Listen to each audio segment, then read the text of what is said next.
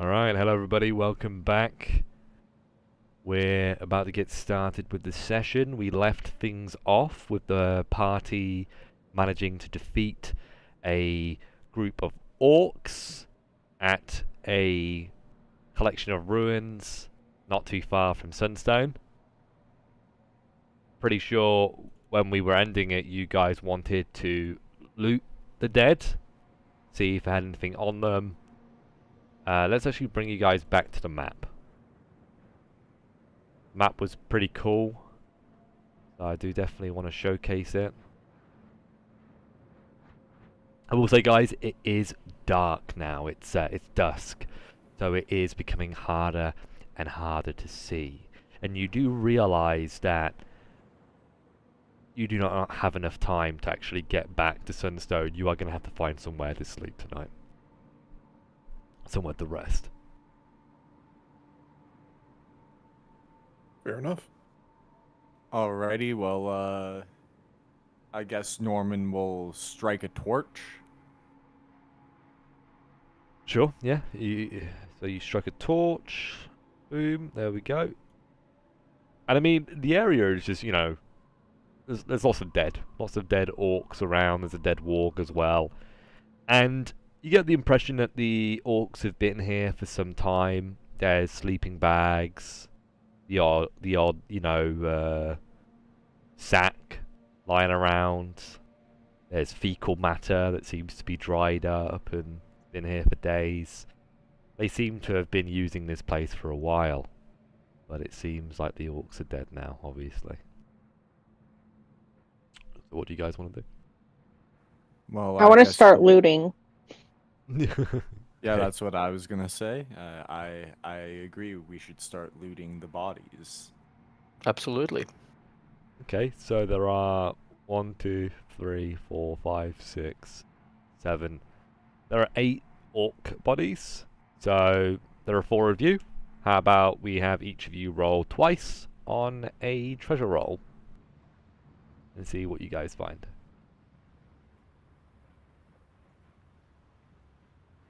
Remember, on a 4, 5, or a 6, you find something. Otherwise, you don't. Norman is mildly disappointed. I'm a professional looter. Yeah, apparently. You're supposed to look in the orcs' their pockets, Norman, not in their fecal matter. But there's usually good stuff in there. I can make herbs and, like, salves with it. I'll never get you, Rangers. Hey, So if you did successfully find something, you can roll me a D100 for what you actually find. 17. You find 60 silver pieces in a rotten boot. That's 17. Nice. 18 is a cracked handheld mirror. I also rolled a 96. Yeah, I'm looking at the 18. And the 96. Ooh, okay. You found a set of +1 armor. Want to find out what it is? yeah. Sure. Okay, I'm going to need you to roll some dice for me.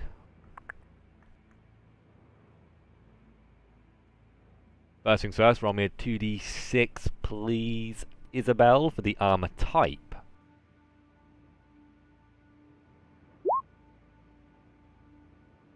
It's a shield, actually. Okay. Shield is technically an armor type. It's a shield. You can roll me a 2d6. Actually, I think it already specifies the bonus. It said it was a +1. So yeah, it's +1 armor bonus. Roll me a d20 for the feature.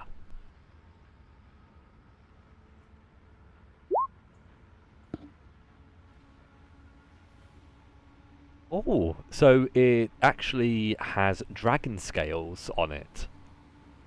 It looks as if it's obviously not an orcish shield. It's something that they've clearly stolen and perhaps has been passed from generation to generation. But you know, you find it off one of the bodies of one of the orcs who was fighting you guys. I think one of the ones who went down very quickly. But I need a D12, Isabel, please, for the armor's benefit.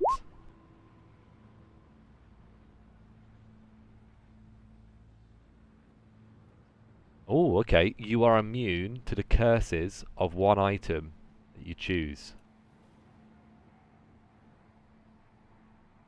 And I want you to roll me a D12.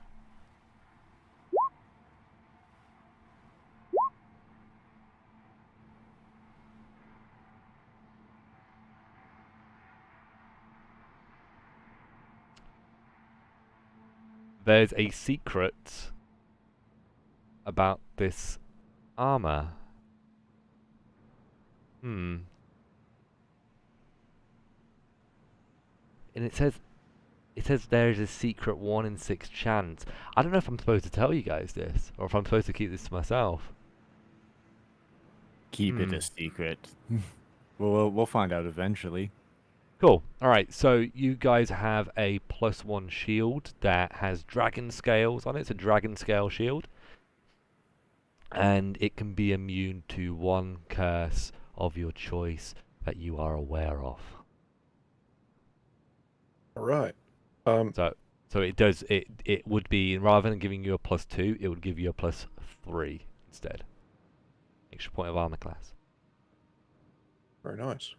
Well, All right. looky what you found there. Yeah, anyone need a shield? I don't really use shields, especially since I'm wearing plate armor. Norman kind of holds up his like silver shield forbearance and like taps it. And he's like, I've already got myself a magic shield. Duncan. Yeah, I could certainly use an upgrade if that's all right with everyone else. I I've will also give. just- I'll give the shield to Duncan. Thank you very much. I've also just rolled a 34 for my roll. Cool, yeah, I'll get to that in a second. All good. All right, let's... Just one moment. Terrific. Don't think there's anything else really specified about it. No, it's pretty simple.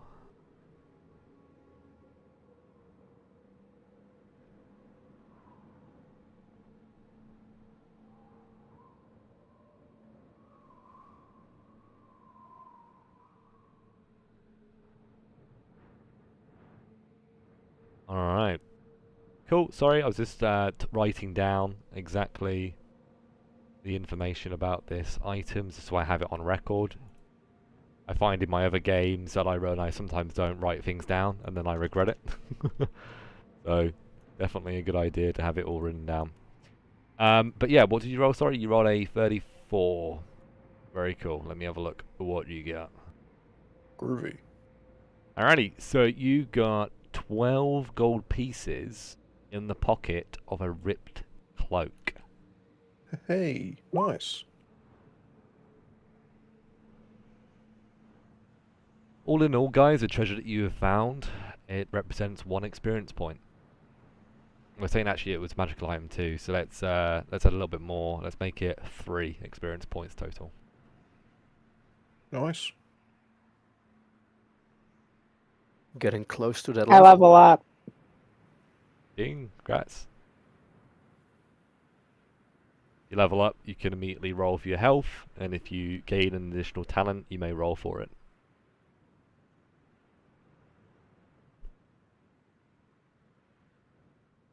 Ooh, rip.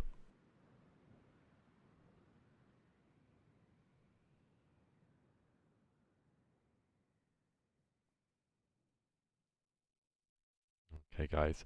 So, with that in mind, you spend the next half an hour or so looting the dead around here and just looking to see what they were really doing here at this camp. By this point, guys, the sun has disappeared and it is just night time around you. Gonna quickly roll a check.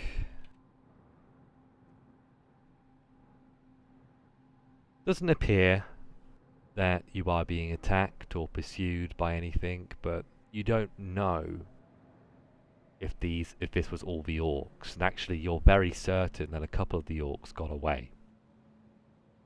The reason being, you find the bodies of 2 humans who've had their throats slit. They appear to have been indentured servants, slaves to the orcs, and it seems they have been freed from the mortal coil, left to rot in the sands.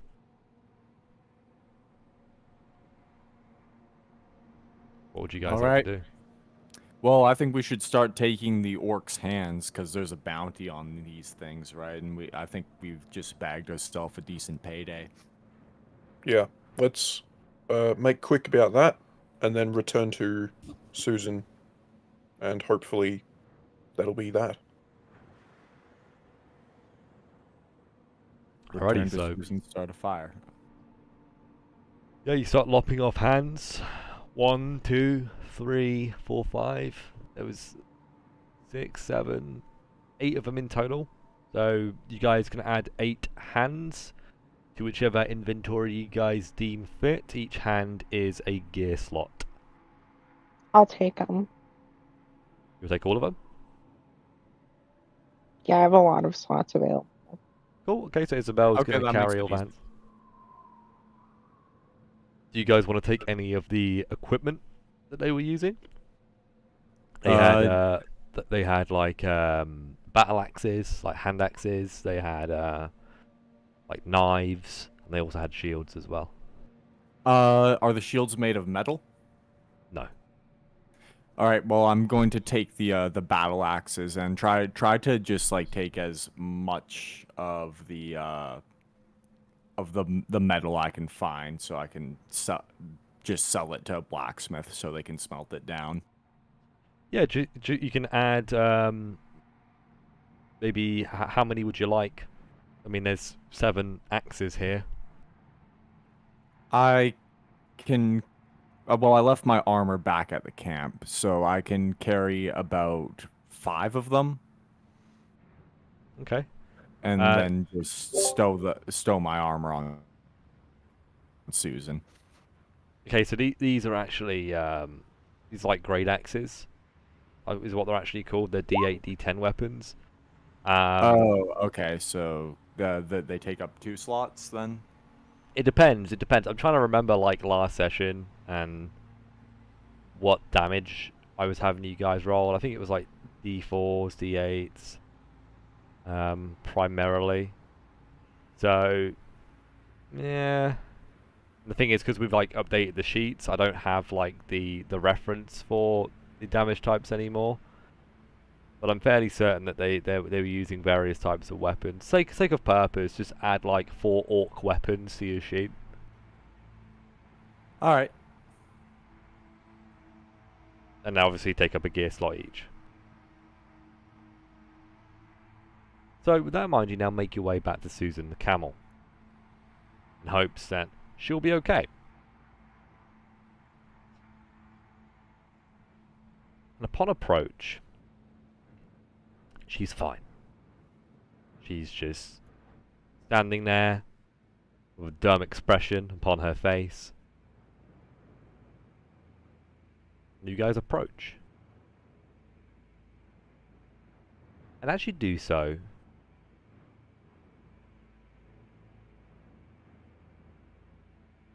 you notice something in the corner of your eyes.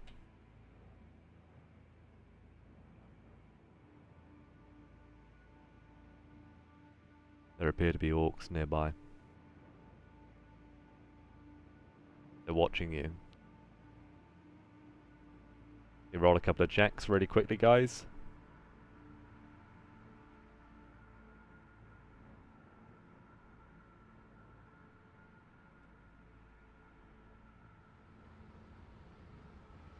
One sec. They appear to be far away.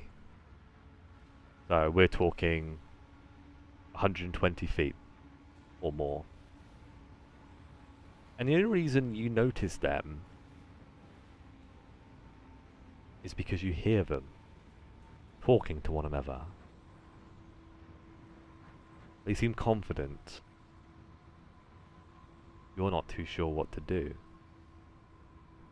Do I hear what they're saying? They're 120 feet away, so you do not. Can we guess how many there are? No, because it's pitch black out here. Damn.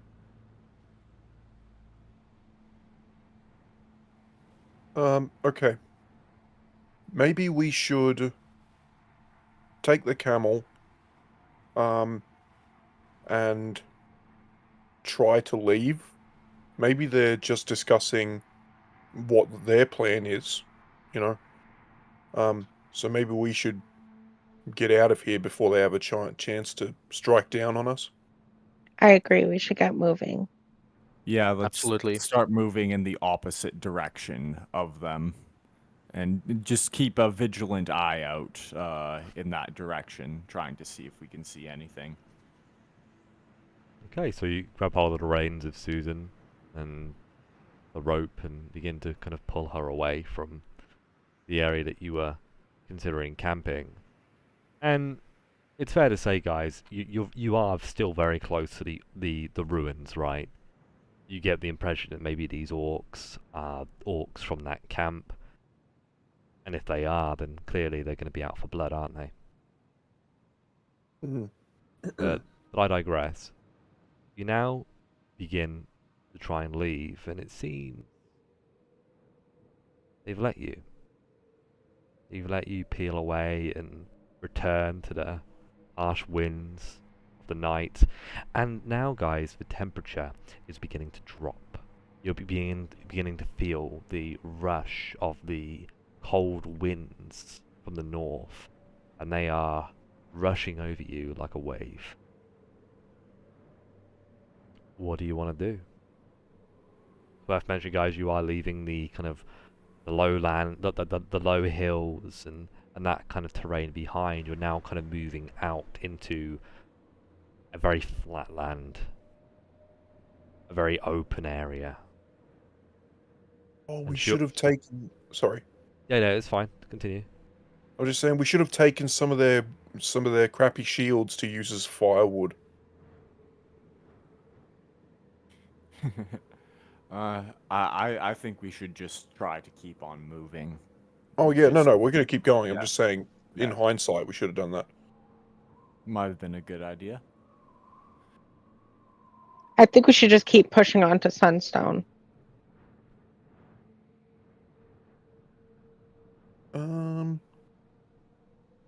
Remind me, how long did it take us to get out here? It took you half a day. Half a travelling day, which would be 4 hours.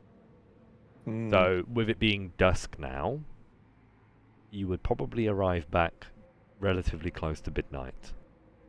But it would require you to move through the darkness. Unfortunately, Norman will have disadvantage. I guess because he's a ranger, it'll be standard. He'll be rolling standard on a navigation check. Quite easy to get lost in the dark, especially when you're not following your previous steps because there were orcs in the way. Yeah. Alrighty, here we go. So, it seems you're in agreement.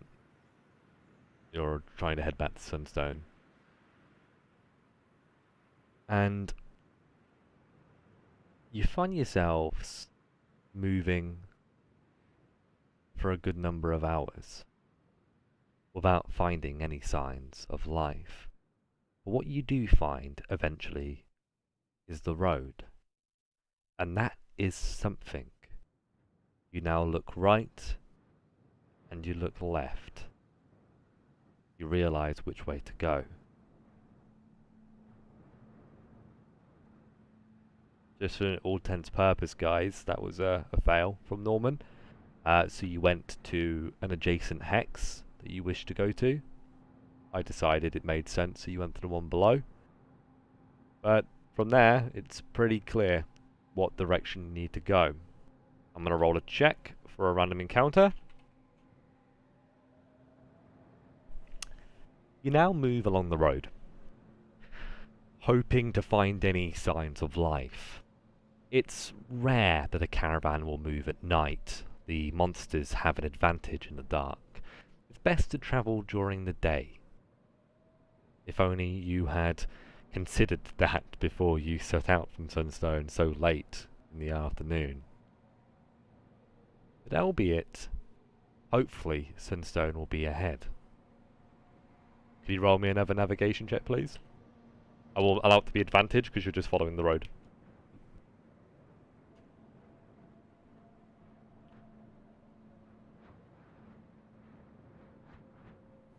Does 20 do it?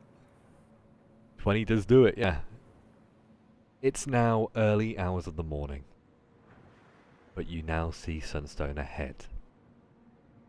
A number of watchmen approach, border patrolmen, and they check you guys over, make sure you're not too hurt, and they allow you to pass. Welcome back to Sunstone. Right. I rolled 2d6s. There was a 50% chance that you would have had a random encounter on both of those dice, and I rolled a 5 and a 6, so you guys got quite lucky to arrive back in one piece. The monsters have a huge advantage at night, but you guys managed to avoid them, well, for now. But with it being so late, you guys now go to the tavern, get a room, get a bed, and sleep. And you sleep away the tiredness, but you wake up all feeling a bit groggy, a bit worn out, a bit stretched. So what I would like you to do is you can roll for your health that you regain, but I'd like you to roll with disadvantage for staying out too late, or marching way over the amount of time that you should be as an adventurer. That was a lot of time that you'd spent running around fighting. So yeah, do exactly what Isabel's done. You can roll your hit dice twice and take the lower number, please. This may mean that you're still, you've still got all your health.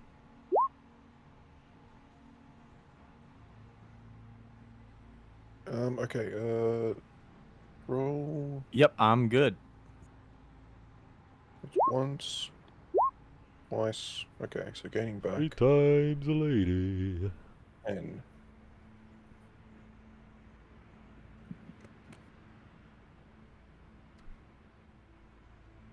Well, welcome back.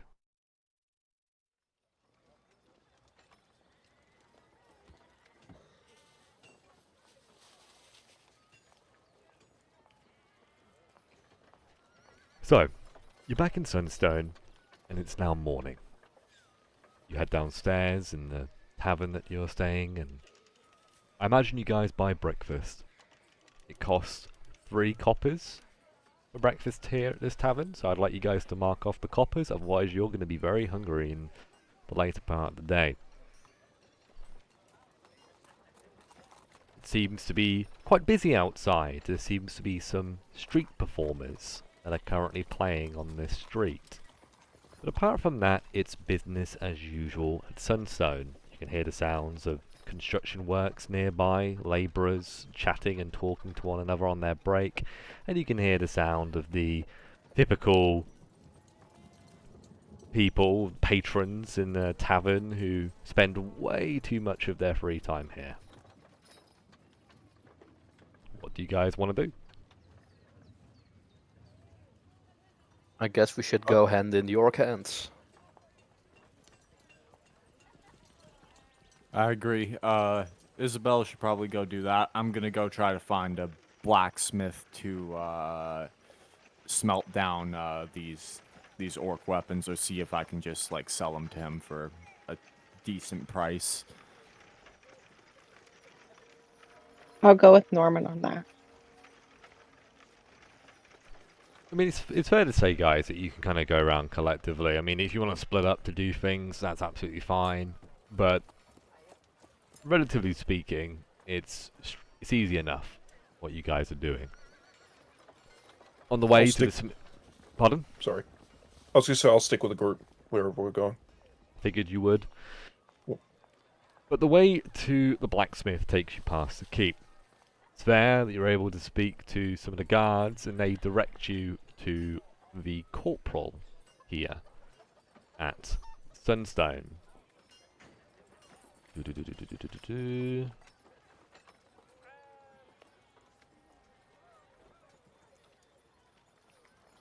This is where you're introduced to James.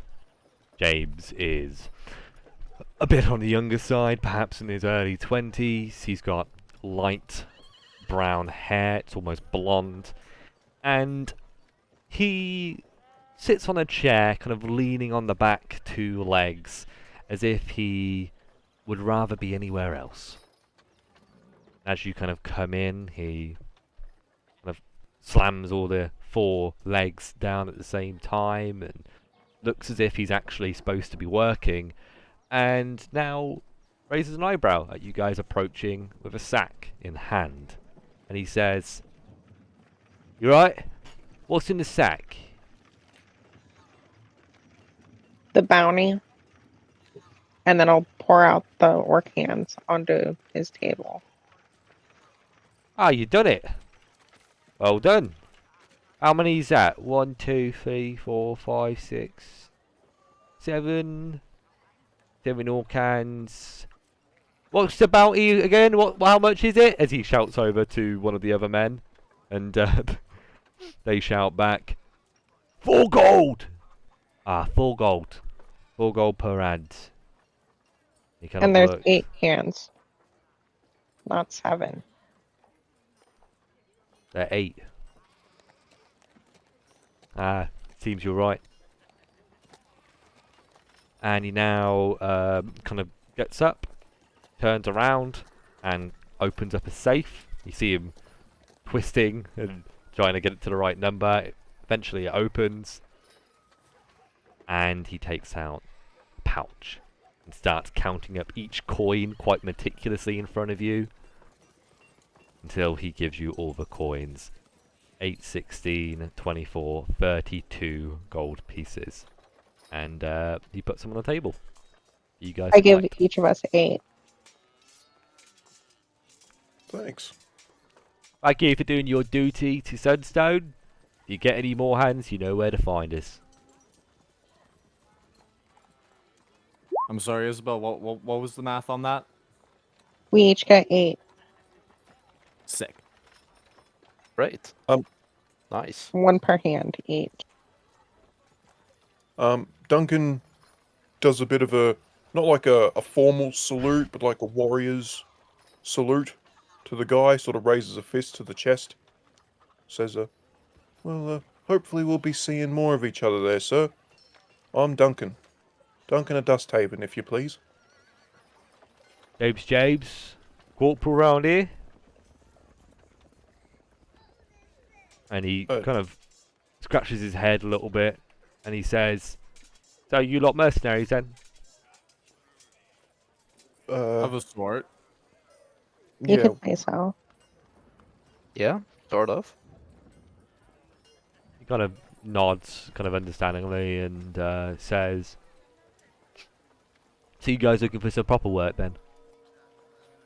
Always. What do you have? as long as it pays. Well, I shouldn't really be telling you lot this. We're not supposed to be making it public for a couple of days. But there's Oh, I think I've already heard about this one. and he looks at you and says, "What?" You talking about the church? And he looks really confused. Says, "Who told you about the church?" I keep my ear to the ground. Well, yeah, it's something to do with that. Basically, we received a letter from the chaplain, and she is interested in hiring some muscle to try and take care of their problem. I don't know how much exactly they're willing to pay, but if I know anything about that church, they are bathing in gold. Only problem is, guys, and he kind of gives you all a look up and down. Pretty sure she only wants people of the faith, and we're talking people who are pious. So unless you guys are servants of Helm or Kellamvor, I served Kellamvor in my youth. well, maybe you and I will get on then.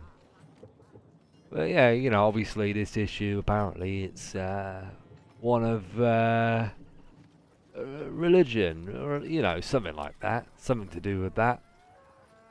So obviously it's going to need to be done by people who understand that. You dig? Norman nods. Absolutely. Sounds more than reasonable. Yeah, if you want to go speak to her, maybe you can convince her, but she told us that she was wanting the best people in town. And he looks at the hands and says, "Oh well, so you might have impressed me. She's not so easy to please." Well, let's see here. I've got, let's go sell these weapons, and I have an idea for some equipment that we might be able to take down there. Alright, I'm gonna go find a blacksmith. If I may, just before Yeah. we leave, Duncan says, to the end of getting the that job on side, would you? He gestures to James. Would you, James, happen to have a signature of mark, or maybe a seal that we could give to her? Perhaps, you know, your recommendation would help persuade her into hiring us. I mean, I don't really think so. The only reason I'm aware of this is because my superiors were talking about it. She doesn't really know me, and quite frankly, I don't know if that lot think too highly of us military folks. After all, you know, we're not of the same type. Oh, I see. Well, that's all right. That's fair enough. Well, I'm pretty sure Alistair is well connected with the church. Well, I anything have a friend in the cathedral. that can bring the guards back to the keep would be a good start. Because we are short-staffed in lots of the parts of the town though, where we really want people. You know, everybody's round the church these days. Anyway, I've got things to be doing. So I hope you guys have a good day. Norman kind of looks over at Duncan, and he's just like, kind of like sighs, and he's like, it's probably gonna be our best payday. well, as we're leaving, Duncan, nods to James. And twice the many nice days to you, sir. On we go.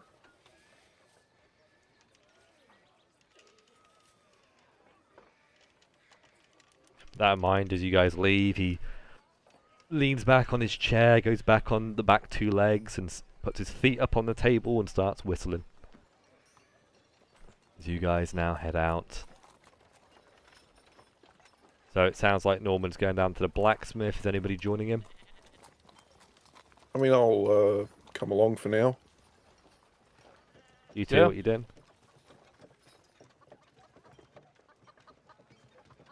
You guys going? Oh. Okay, cool. Yeah, I'm going. We're coming along. Although along the way, Duncan would sort of match Alistair's pace and ask him if later in the day he could show him to the magic tower, because he wanted to ask about the shield that he was holding. Is that something you could do? I'm not sure. I mean, there's a reason I'm out here adventuring. The tower doesn't take too fondly on me recently, but Oh. perhaps the person at the gates will take more kindly on me if I do a good word for you. I was could gonna say, always give it a Duncan try. Duncan says, "Oh, you needn't follow me in. I just don't know the way there." I can show you, no problem. All right, later in the day. Let's keep going. So, with that in mind, you now arrive at Russell's blacksmith, and Russell did you a good bit of work, Duncan, last week. Sorted did. out that armor, made you a better weapon, put some studs on your leather. He's gonna geared you up. So, you think quite highly of this fella, and he seems to be hard-working, seems to be, youthful and pragmatic. Got a good head on his shoulders. You point him out to the party. You guys now approach. You got some work for me? Gonna help you? I've got some scrap. I was wondering if you'd be willing to pull out some of the orcish blades out and put them on the table. I'm like, what does smelt iron go for nowadays? Well, really depends on value, but I'm not really in the market to be buying stuff, at least not at full price. You're willing to give me a good deal, I'll take it off your hands. Ah, they're orcish weapons. What are you willing to pay for? How many are there? Just out of game? There's 4. 4, yeah, okay. So, he says, yeah, I'll be happy to give you 10 gold pieces for them.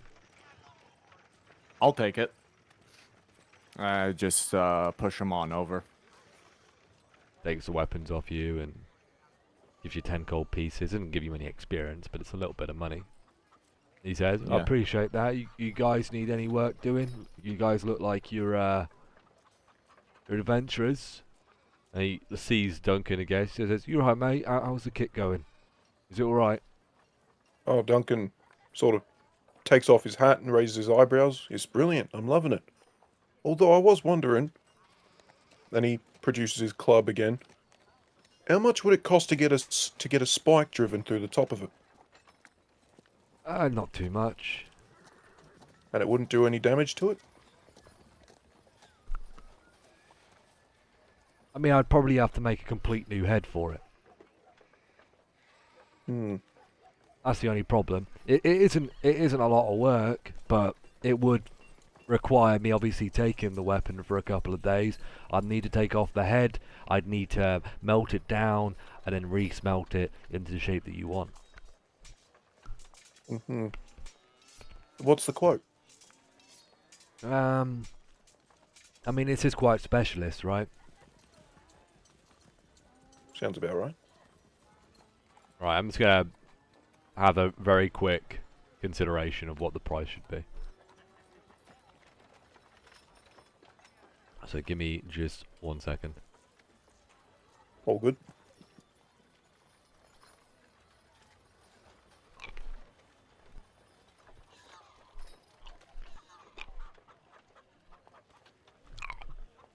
He says, well, I don't normally do stuff like this every day, but if you give me a couple of days and 7 gold pieces for my time and my skill, yeah, I'll put a spike in the top of it. Duncan sort of quotes, as a couple of days, you mean 2 days? Yeah, I'd say 2 days. Reason being is the missus wants to head to the orchards later today, so I'm gonna be a bit busy. Alright, well, Yeah. Duncan puts, let's go, let's even it out, why not? Do that. He puts 10 pieces on the counter along with his club. He says, there's that, and I threw in a couple extra coins for you to have a good time at the orchard, alright? Oh, cheers, mate. No problem. That's what the adventuring business is all about, isn't it? Making relationships, getting to know people. I think we could form very good business partners, isn't it? He seems quite surprised and taken aback. He says, yeah, that'll be pretty great. Well, Duncan does also, at the end, make a consideration. Oh, I will need to borrow that loner club, if you would. Just whilst I'm leaving mine with you, of course. He nods and says, yeah, no problem. I just use it to bash out the rats anyway. Fair enough. Gives you the rat basher. The rat club. Sweet. On the other note here, I am looking for iron wire. If you happen to have a spool lying around. Iron wire. And he thinks about it for a second. I mainly specialise in weapons. So, in regards to like tools and stuff like that, there's probably a couple other smiths on the street that'd probably be able to help you with that. Anybody you recommend? Well, there is Norris.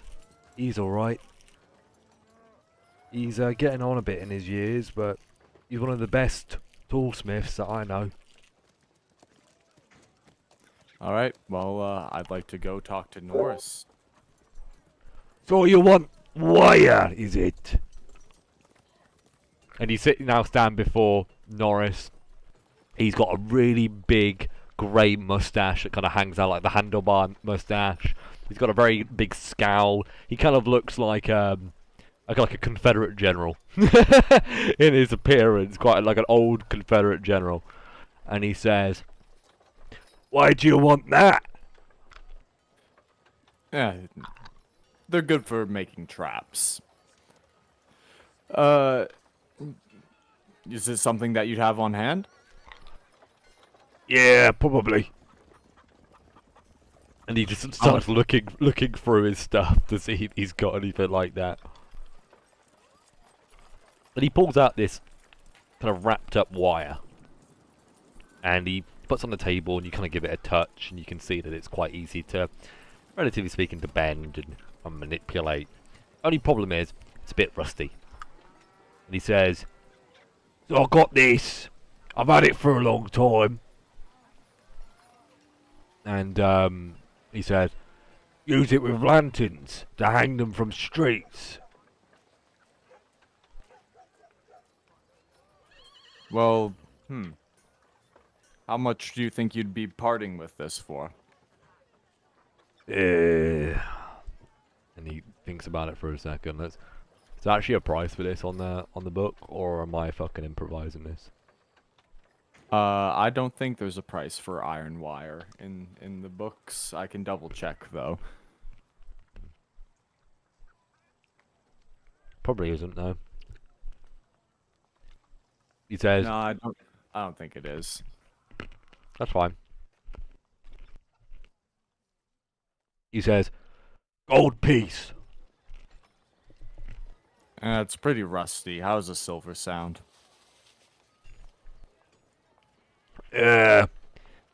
Iron's worth more than a silver alone. All right, fine. Norman takes out a gold piece and puts it on the table. And he says, "I'm also looking for a masonry drill, like a little handheld thing. You happen to have one of those?" I'm not a mason. I'm a smith. All right. Well, how about pythons? You got any of those on you? He nods. Alright, Iron I'll, spikes. Yeah, I'll I've got 10. You want them? I'll grab the 10 of them. Right. That's a gold piece and all. All right. Toss him another gold piece. All right. Good day to you, sir. And You want a go hammer and, to hammer those in with? Norman kind of like thinks about it and he like realizes like, yeah, that's probably a good idea. And he's like, all right, fine. How much is the hammer? Another gold. All right. And Norman takes a third gold from his pocket and puts it down on the table. And he's like, this seems like kind of like giving it like a look like seems a little too expensive for what this is, but oh well. All right. Good day to you, sir. Yeah, likewise. Thank you for your business. and you for yours.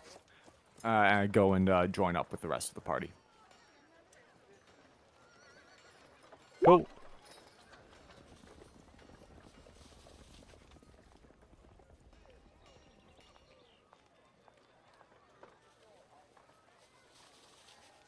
I think Norman got 10 gold from selling the weapons. Is that right?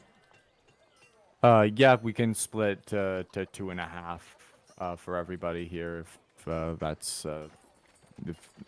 what we'd like to do. That's acceptable. If you want, yeah.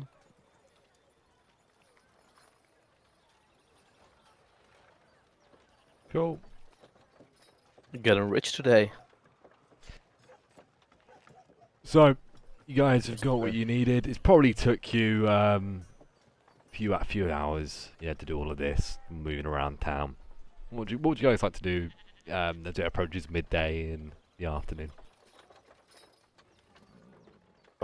Duncan looks to Alistair and says, well, sir, if you would, could you show me to the magic tower? Well, let's go for a walk then. And I lead Norman towards the magic tower from which I've been expelled. Mm-hmm. I'm gonna look yeah. over at I'm gonna look over at Duncan. Do you want to go sell this mirror? I pull it out, and show him the mirror. Oh, Duncan sort of comes around Isabel's shoulder and looks at it. I mean, it's up to you. If I were you, I might keep it. Could help with brushing your hair. We need the coin more than anything. So. But I think you'd make it, he shakes his head. I believe you'd make more for it at the, market than where I'm going. Where are you going? He's I'm heading going to to the magic tower. Fair enough. I'll go to the market then. You guys have fun. I'll be counting the minutes. Off we Yeah, go. Norman will head with Isabel to the market. Cool. You guys are splitting up.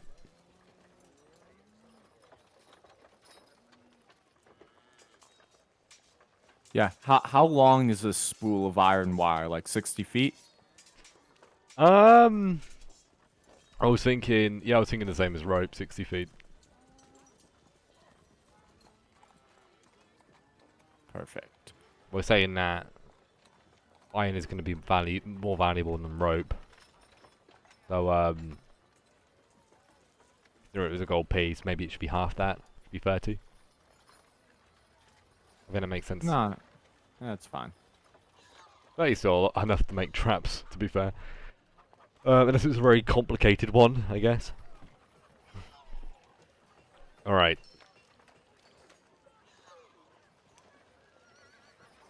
Alright, so you guys are splitting up. A couple of you guys are going to the markets. The rest of you are going, well, the other two are going to the Wizard's Tower. Alright, so market.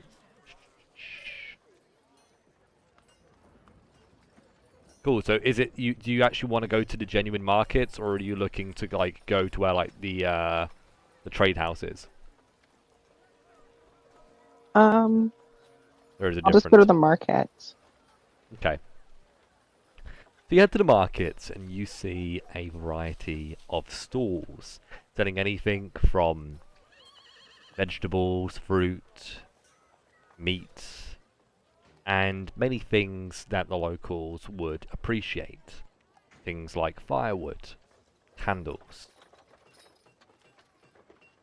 What are you guys looking for?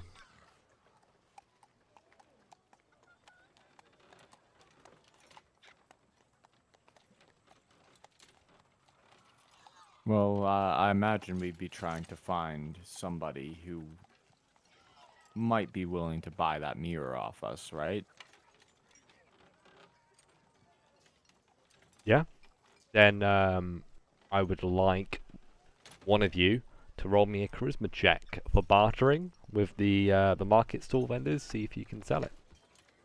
What's your charisma there, Isabel? 12. All right, you've got the best one out of the two of us then.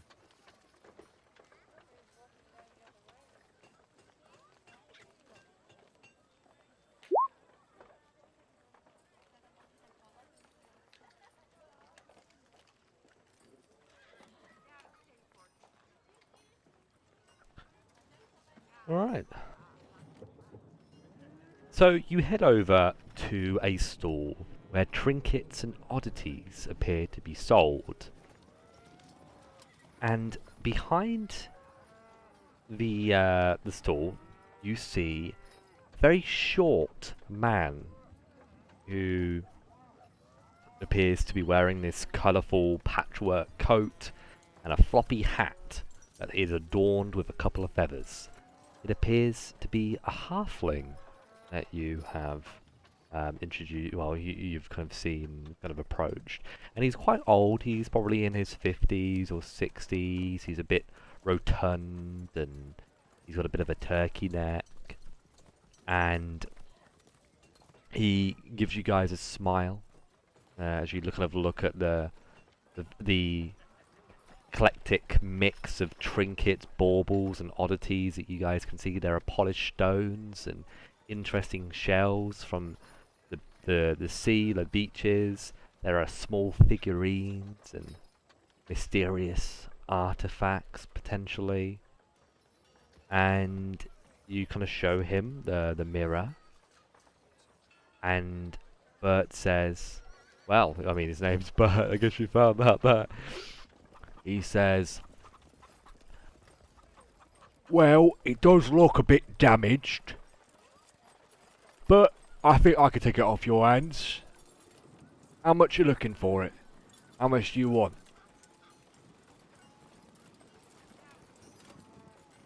$10 gold.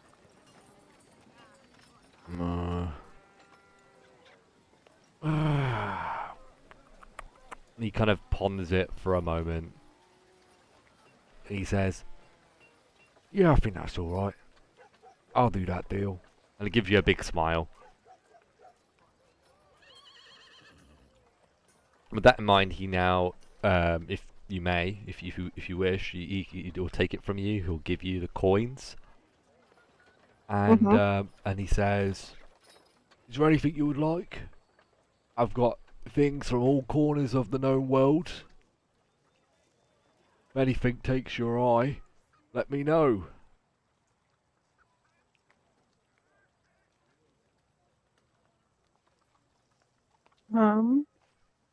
No, I'm good for now. Perhaps I'll be back soon, though.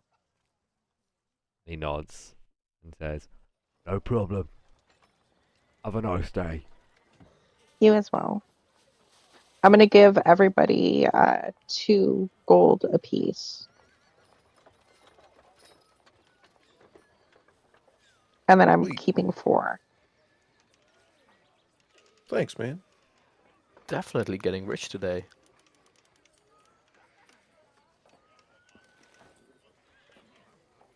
Okay. There we go. Sorry about that, guys. I was just adding some information to my city sheet. Which is done. Okay, so with that in mind, we now move over to you guys at the tower. And you now find yourselves approaching it. Gonna roll a couple of checks for you guys.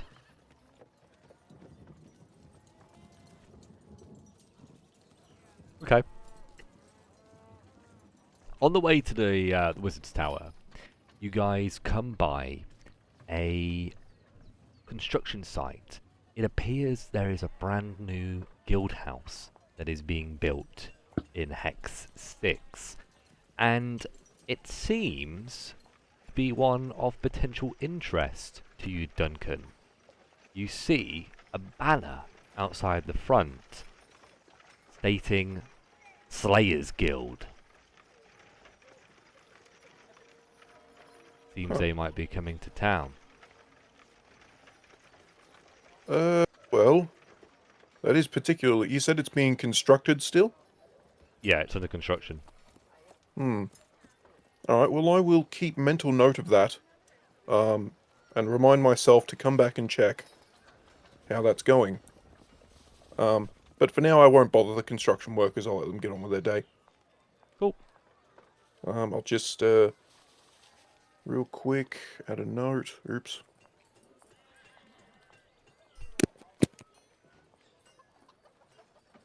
Yeah, it seems to be multiple floors. They're kind of building out like a little training area, like outdoor courtyard for training as well. It's quite interesting because obviously there is a lot of slaying to be had here at Sunstone and the surrounding area. Hmm. Alright, onto the tower.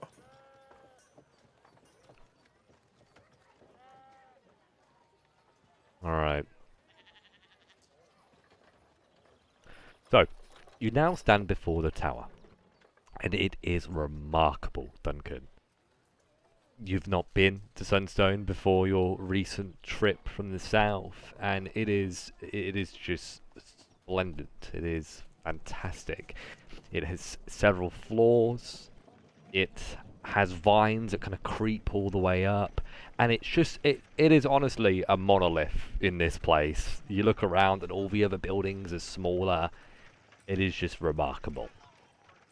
And the outside around the tower itself, you know, there's this beautiful garden that is, you know, 360 degrees around it. It's like a circular garden, and as you kind of walk down towards the front entryway into the tower itself, there's just, you know, rows upon rows of these hedges and fountains and statues. And some of these statues are you know, remarking or detailing specific wizards who've served at the tower in the past. Well, as we stand there, looking up at it, Duncan sort of nudges Alistair with his shoulder as he says, as we're walking towards it, saying, "You know, I remember my mentor, Blandford was his name. He told me a poem about a dark tower once. Nonsense, of course, he was drunk. You ever hear it? A dark tower? A poem? That sounds interesting. Yeah, something about a night. I don't quite remember myself. Night in a dark tower. Well, that sounds like adventure. Yeah. So you think they'll let us in? If I show them the shield? Well, I know wizards. They're always keen to show off their expertise. You'll probably find one who's eager to tell you all about your shield. You just Well, need to watch out he doesn't talk your ears off. fair enough. To the doors. You enter into the first floor, the ground floor of the tower, and it is, you know, stone floor, and the room itself is relatively bare. There's a couple of guards who are on duty, but you look around and you see these kind of wall paintings, as well as a number of like ornaments and statues, and it's kind of like a gallery. Very nice and pleasant. I'd say it's almost like a museum walking in here. There's a spiral staircase in the center that leads up to the next floor of the tower, as well as actually one that goes down, assumedly into a basement or somewhere else. And a couple of the guards approach and say, "Can I help you?" Duncan steps forward with a youthful but confident smile. "My friends, I've come with this." And he produces the dragon scale shield. "I wanted to ask if perhaps any of the wizardly staff here might know more about it." The two men look at each other, kind of confused about what to actually do, as suddenly, and you see a big gust of smoke as a wizard appears out of nowhere. Wizard themselves, appears old with wispy white hair and a long flowing beard that reaches down to his chest. He has a set of spectacles that sit perched on the bridge of his nose, magnifying his piercing blue eyes.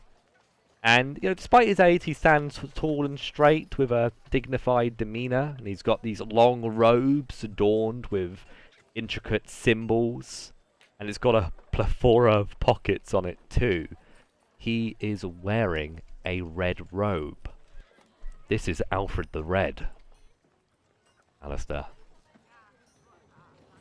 And he says, Alfred the Red. "You have a shield, do you?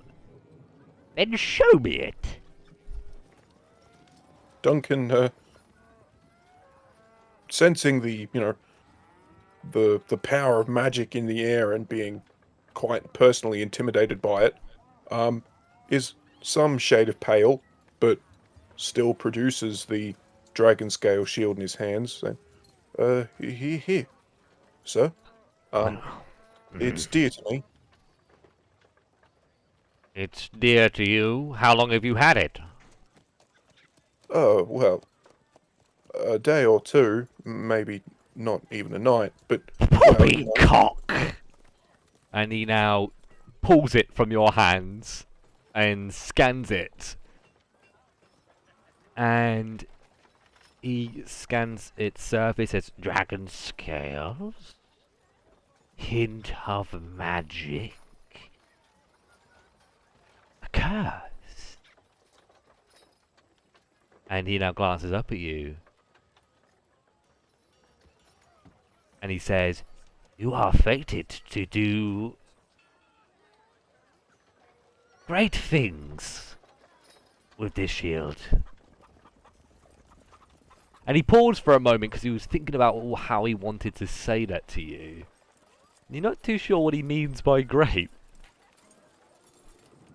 Duncan sort of nods. There's a hint of skepticism in him because that does sort of sound like something a roadside fortune teller would tell you, but he's not saying this. He simply nods his head and says, well, what can you tell me about the item itself, sir? If I may ask. Well, it seems to be made partially from red dragon scales. By the looks of it, the dragon must have been quite old. You can tell because of the grooves in the scales. There's also the colour. You can see it's quite dull. A younger dragon has brighter scales. Are you understanding this so far? He nods, though Duncan's head is probably off somewhere else thinking about a story about a dragon he heard once. Yeah. This is quite a remarkable shield. And you've only had it for a few days, is that true? We, found it. You found it? You mean you stole it? Well, stolen from greenskins that tried to kill us, so, yes. Hmm? We're all thieves in some way or another. And Yes. is Duncan the only one there, or are you there too, Alistair? Or are you like standing further away, or what's? I'm basically like the old mom that's coming along to the theme park but doesn't go into any of the rides. I'm just sitting there, putting my hood over my head, hoping nobody recognizes me. roll me a dex check All right. as you try to stealth. Yeah, that's not a very good one. And he That's a says, 7. "I am curious, young man. Why have you come here to speak with a wizard when you already have one in your company?" Oof, that hurts. Duncan scratches the few hairs on his chin as he says, I needed a specialized wizard. And he chuckles and says, "I understand. I don't share the opinion of the Grand Master. I think wizards of all skill levels should be within the tower. But you are right. He is quite green. But I will say, young man, that my information is not free. It costs money. Or knowledge. Do you have either?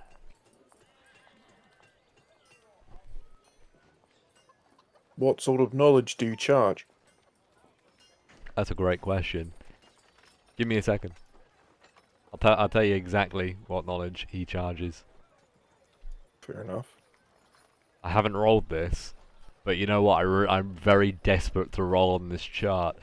I'm gonna roll for on the Sage chart on my Sandbox Companion document. It has basically you can roll for like what the specialization of the sages are, like what their preference is, and it's really cool. So At the D30 chart.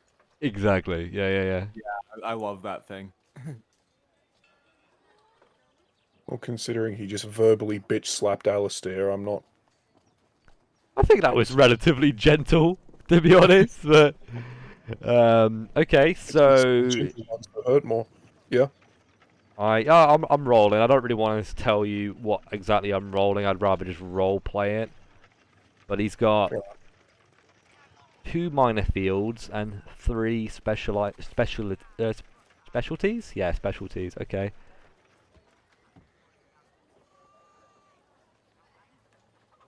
Okay. So he's got. Okay.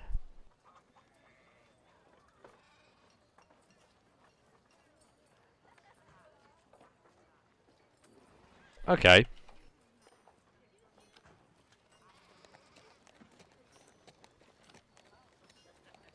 And now I need to roll for specialities. Give me a second.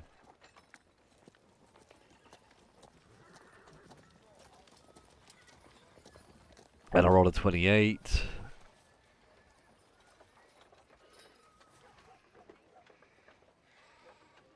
And a 6. Which is 4, 6, 7, 8.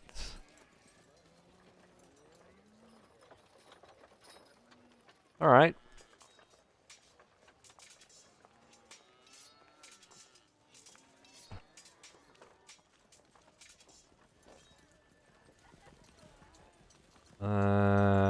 Almost there.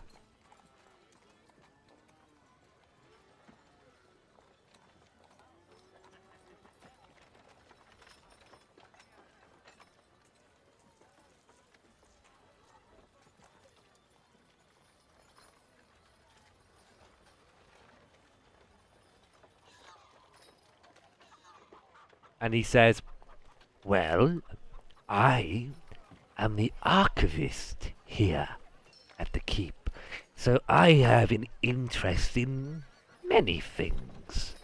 But if I was to say anything, legends, lore, and myths are my game. Do you know of any? Anything local? Anything you've learned from your adventures? Duncan is now sort of progressively pulling on one of the hairs on his chin as he said, it depends. He continues, do you know what's going on at the church right now? Because I have information on that if it would please you. Apparently it's all under wraps. I don't know what's going on at the church. Well, he says, apparently, down in those dark, dusty depths, undead have managed to crawl their way out of the dark and are, well, plundering and doing as they please down there. Maybe some ancient passage or terrible curse has been activated or found, and Or maybe something's been revealed. I'm not too sure myself, but that might interest someone like you. He pauses for a moment and says, "Yes, I think that is good enough. Well, if you are true, then I imagine that is worth more information. But if I find out that you are lying to me, young man, you will regret the day that you lied to me." Duncan throws up his hands in a non-threatening gesture as he says, I've told you all I know. Whether it's a lie or not, even I don't know. Well, anyway.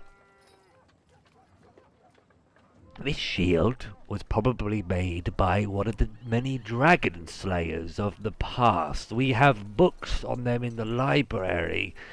I think there are 1, 2, 3, 5 dragon slayers who killed the red dragons. So I imagine it belonged to one of them.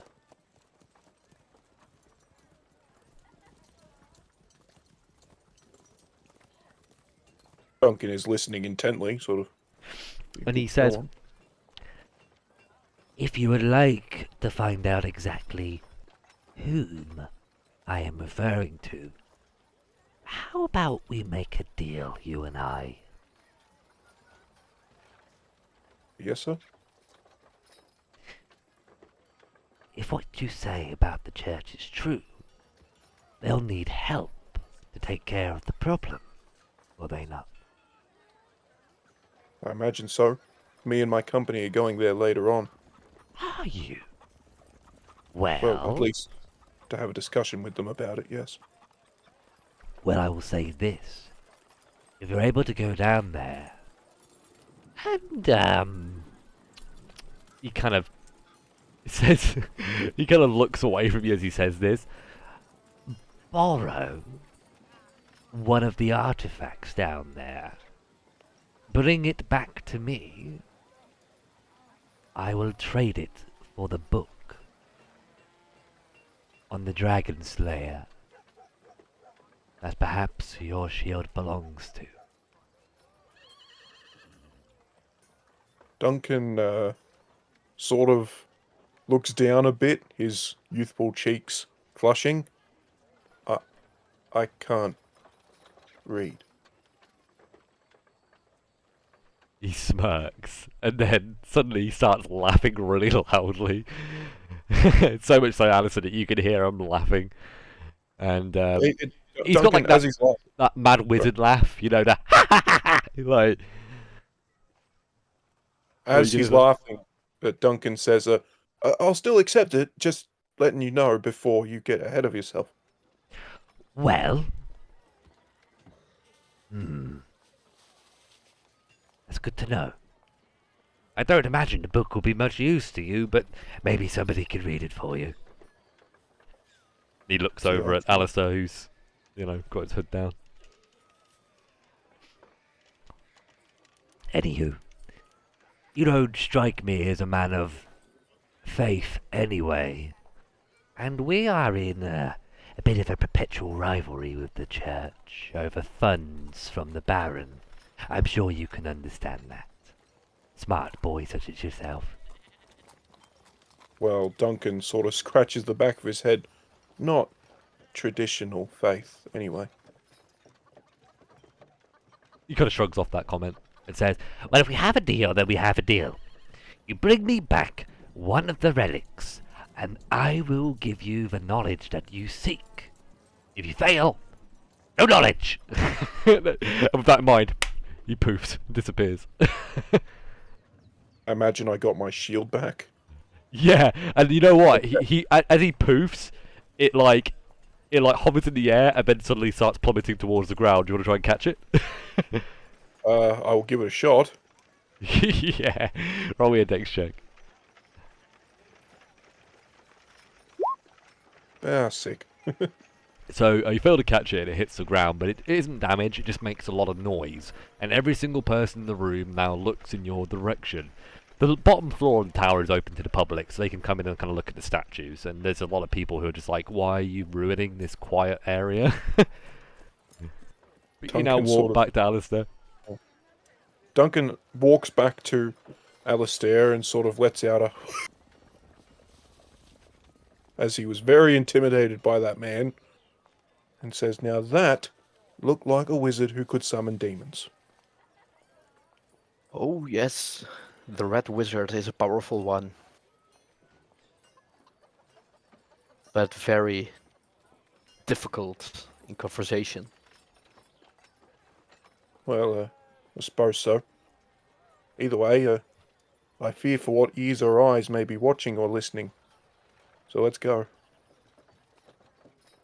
Let's head back to the others. Mm-hmm. Yeah, I guess we'll meet up and then head over to the church. Hell yeah. So you guys now regroup and discuss what you guys have learned, though I will ask Duncan, do you keep that information to yourself? For now. Actually, Okay. no. No. I will... I've got... Sorry. I'm not mentioning anything immediately for the sake of context. Although I'm sure Alistair may have heard some of it.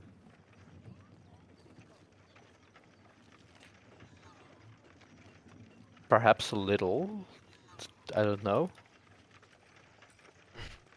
He was being relatively quiet when he was talking about it, and he was kind of looking around, so he wasn't trying to make it too obvious. Oh, okay. So he probably didn't hear Okay. it. Well, Isabel and Norman, as you see Alistair and Duncan approaching, it seems they're in the middle of a conversation, and Duncan is sort of right at the end of what he's saying, as he's saying. Well, and then I think the poem ended with the knight saying, "I am Roland of Gilead, and you will open to me," or something like that. And that was the end. Pretty interesting, eh? You can say so. Oi! Where you lock it off to?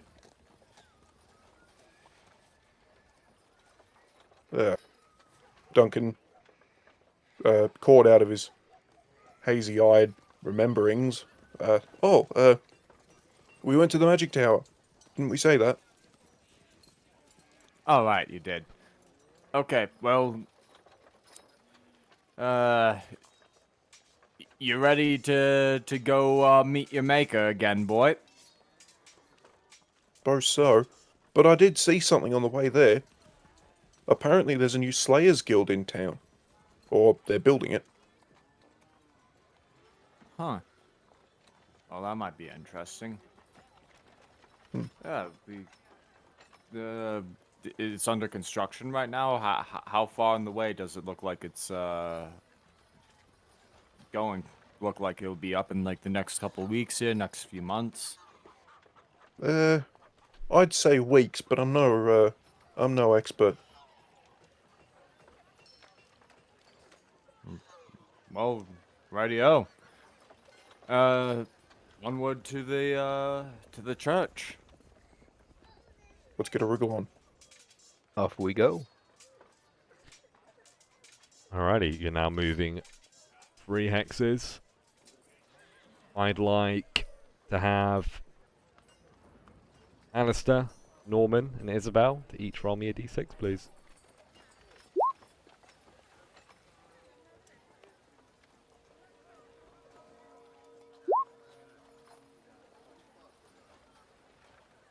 Lovely. So with that in mind, you guys now make your way across town. Nothing eventful happens on your way. You just move through the streets, past all the people busy at work, and eventually you now arrive at the church. The church is still the same as how you left it. There are many soldiers outside. There is no rush, and they seem to just be doing containment, right? There isn't a lot of fighting. There isn't even really a lot of fear or stress in the men. They just seem to be quite relaxed, actually. But they're just, it's almost like a car accident. You know, they just kind of put some red tape around it. There's a couple of men telling you to move on, and You know, stop loitering, blah blah blah, bugger off, church is closed today. But you guys now stand at the bottom of the steps, and you can see that there are some guards that are at the top of the steps. You now need to decide how you want to proceed, how you want to try and get in, because they're not allowing people just to enter without, you know, they're not just letting people go in. Alistair, you see your friend anywhere around here? I assume he's inside, but yeah, I'd like to look around to see if I see him or actually any clergy on the outside. It's quite a hot day. There doesn't appear to be any member of the clergy outside currently. They all appear to be inside. Why don't you go ask one of the guards to have him come out, so we can speak to him. Is there a guard or something standing directly next to the entrance? Yeah, there's a couple actually. Okay, then I'd like to approach one of them. You do so. Good afternoon, lads. We're here to visit Arthur, the priest. Would you let us into the church? Roll me a charisma check, please. Charisma.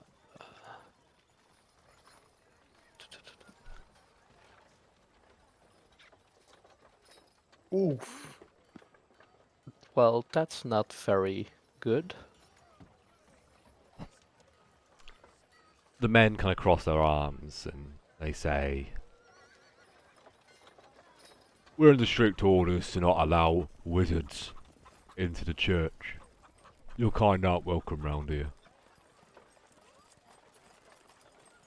Well, that's rude. You're rude! Now fuck off! Alright, I head back to the others.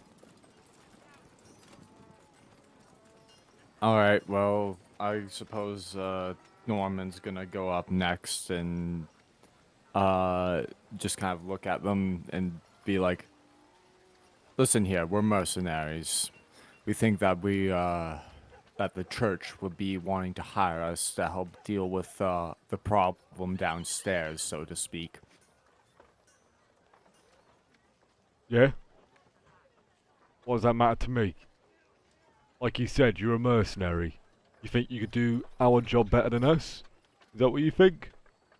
Well, as far as I know, the problem down there hasn't been dealt with, so probably.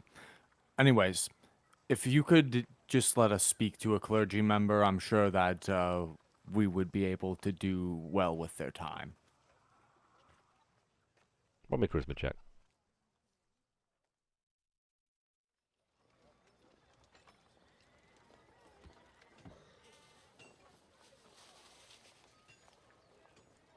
Damn.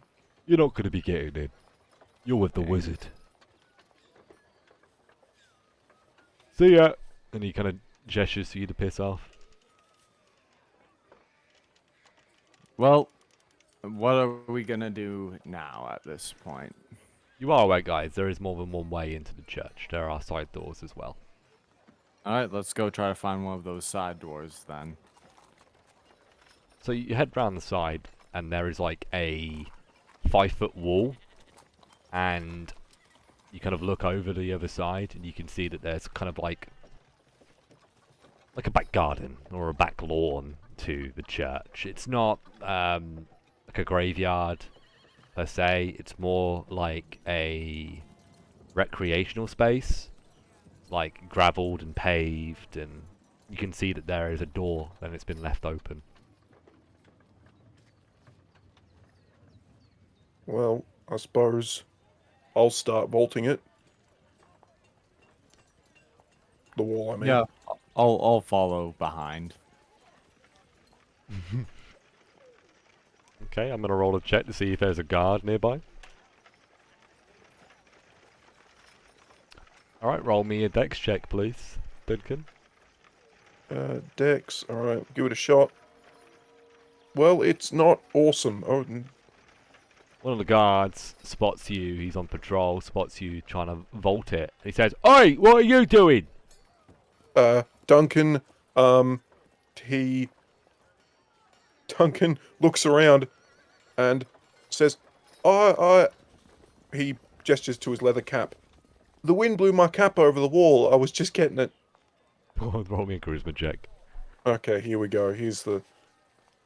All right. It's an 11. I don't know. That's a load of shit. You get off that wall right now, or you go in the stocks. Fair enough, sir. Do I recognize this this particular guard by any chance? I don't know why you would. You're not that frequent to the town. But Yeah, he's a different guy from one of the ones you spoke to at the front, so you might be able to be persuaded. I'm just gonna come over and I'm gonna be like, Duncan, get down from there. Apologies for him, sir. It's been a little hard to get into this place. Norman, and I go to shake his hand. He shakes your hand, but he says, "Well, people aren't supposed to be going in there. It's off limits. We're doing Yes, a containment currently." I'm aware, and I'm aware of why. We are here because we believe that the church would like to hire us to help deal with this problem. I mean, that's good for you, but it doesn't really help me. Could you possibly go and speak with one of the clergy, have them come outside so we can talk to them and discuss business? Roll me a charisma check. There we go. He says, "Yeah, I think I could definitely do that. I could definitely get you a priest to come out here. But it does take me away from my responsibilities and duties."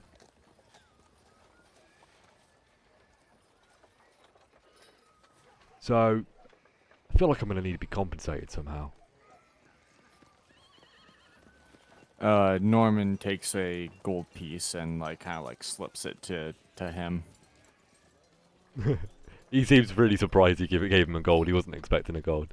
So he takes a gold piece and puts it in his pocket and nods and says, "Alright, no problem." And he brings out a member of the clergy. A young man, looks like a new monk or something similar. He's got his head shaved and he says, "I was told you wanted to speak with me. Who are you? What do you want?" My name's Norman.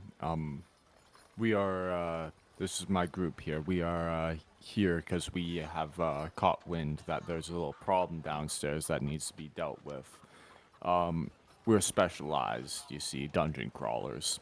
And we believe that we would be able to help you deal with your problem. He kind of scratches his chin. And he's quite solemn. He's kind of got his hands in front of him, kind of, kind of clenched. Not clenched, but what's the word? Like enveloping each other.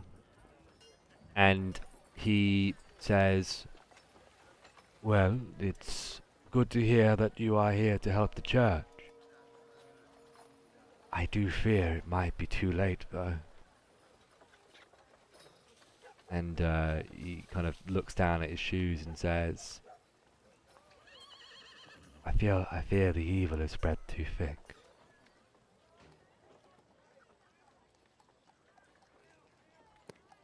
When dead? What do you say, sorry? You lagged. Oh, sorry, am I coming through all right? Yeah, you're in there, went a bit weird. Either yours or mine. Yeah, I don't know whose. I work. Okay. Is it him or me, guys? Is it him or me? I think it's him. I said. Okay. Good. I think it's probably me. Here. Okay.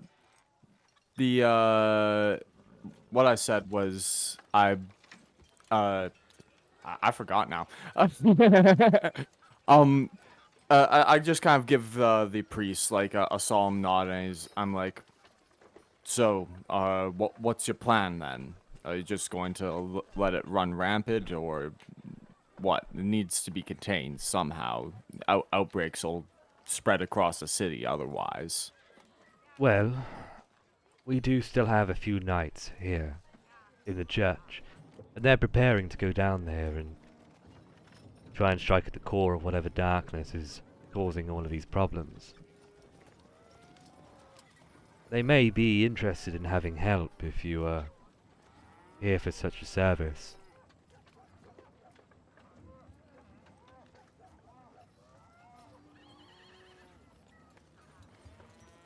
Social service, yes, but also compensation. We would like to, if we're going to do a job like this, we've encountered undead before, and they're not an easy foe. And we would like to be paid, well, for that's- this sort of thing. That's out of my hands. You'd have to speak to our chaplain about this if you wanted to be compensated. Follow me. And he now leads you guys inside. And you head now down a number of corridors into the inner workings of the church. Fortunately, there aren't many guards here, but the guards you see seem to pay you no mind if you've managed to make your way into the church, and it's very clear that you have a reason to be here. It's probably the way that they kind of understand things now. But you now come into a small kind of prayer chamber where there is an altar on one side of the room, and you see there is a woman on her knees on a mat, hands together, praying. And when the door's opened, the priest knocks on it 3 times, and then turns to you guys and says, "She'll be with you in a moment." He now turns and walks away, leaving you guys just to look at the back of the head of this woman. Bit of an easy pause. But she eventually says, "I imagine you have come here to help."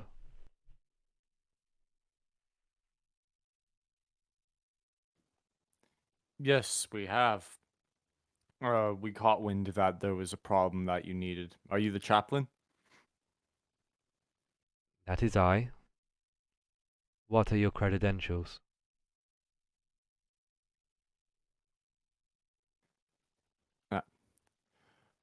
I have served as a, well, service boy to Kelvin, Kelvin, Kelmavor, the Lord of the Dead, in my youth. Um, and I would be more than willing to help this cause out. She now kind of looks over her shoulder at you. Immediately, you guys see a breathtaking woman, very pretty, long hair, lovely big eyes, and she doesn't have a smile but a frown, and she says, "His name is Kelimvor, not whatever you said. I struggle to believe that any of you are of our faith, nor serve either of the gods here at this church. Tell me that I'm wrong." I do not serve, though I am pious in my faith. However, what I am here to bring to you is help. It appears that you will be going down into a situation which many of you may not have experience with. My group around here, we are experienced dungeon crawlers, and it would be good to have us on your side. Well, we already have Sir William leading the expedition down into the catacombs. Why would I require... And he kind of counts you guys up. 4 misfits. We do not belong here. What can you offer the church? I imagine you seek payment, do you not? Of course, services are not free, such as ours. However, Duncan. My apology. what was Duncan say? Yeah, let Duncan jump in. Let's have the other players talk a bit. He looks, for this entire time he's looked pretty uncomfortable. And he keeps scratching over his right shoulder. He steps forward, takes off his hat, and he says, in a sort of confident statement, "I am Duncan of Dusthaven. And whilst I was not raised or do worship the more wholesome or gods of light, I will face your foe, with club in hand and shield in other, and leather cap squarely on head. If you would let me."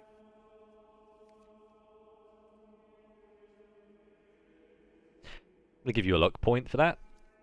And you can roll me a Sweet. charisma check. Okay, well, luck point gained, but here we go.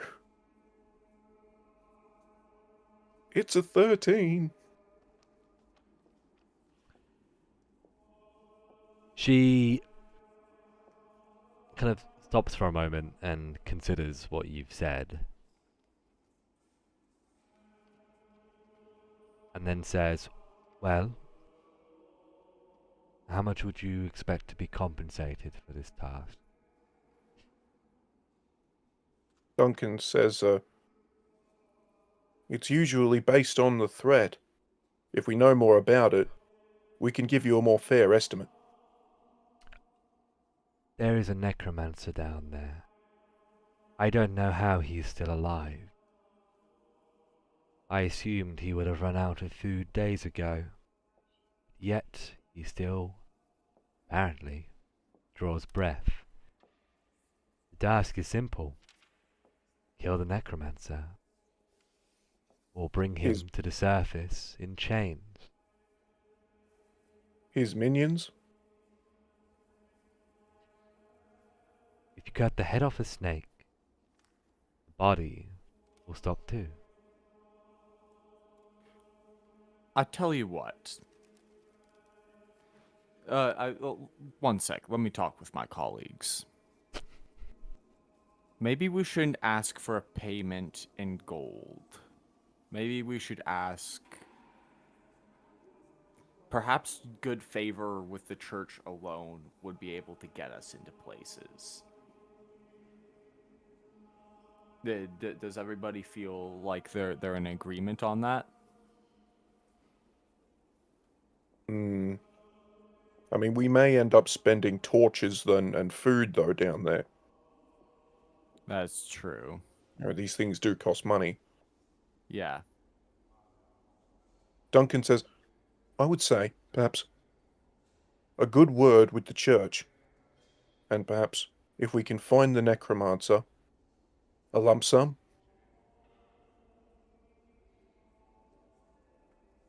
You will not gain anything if the necromancer is not dealt with. And you will No. not be alone if you were to be allowed to perform this task. I agree. Our knight, Sir Samuel, would be joining you. say 30 ahead.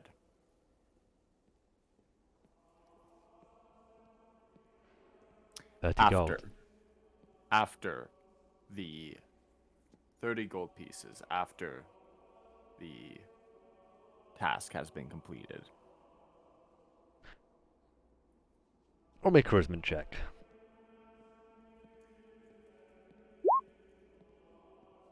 I am not a greedy woman. So I will tell you this. Based on your performance, I will pay you appropriately. Is that understood? If you do not understand, then turn around and leave. I'm not going to barter with you. There's no bargains for the salvation of this church. You do well, and you will be paid well. Remember what the corporal said, guys. The church is made of money.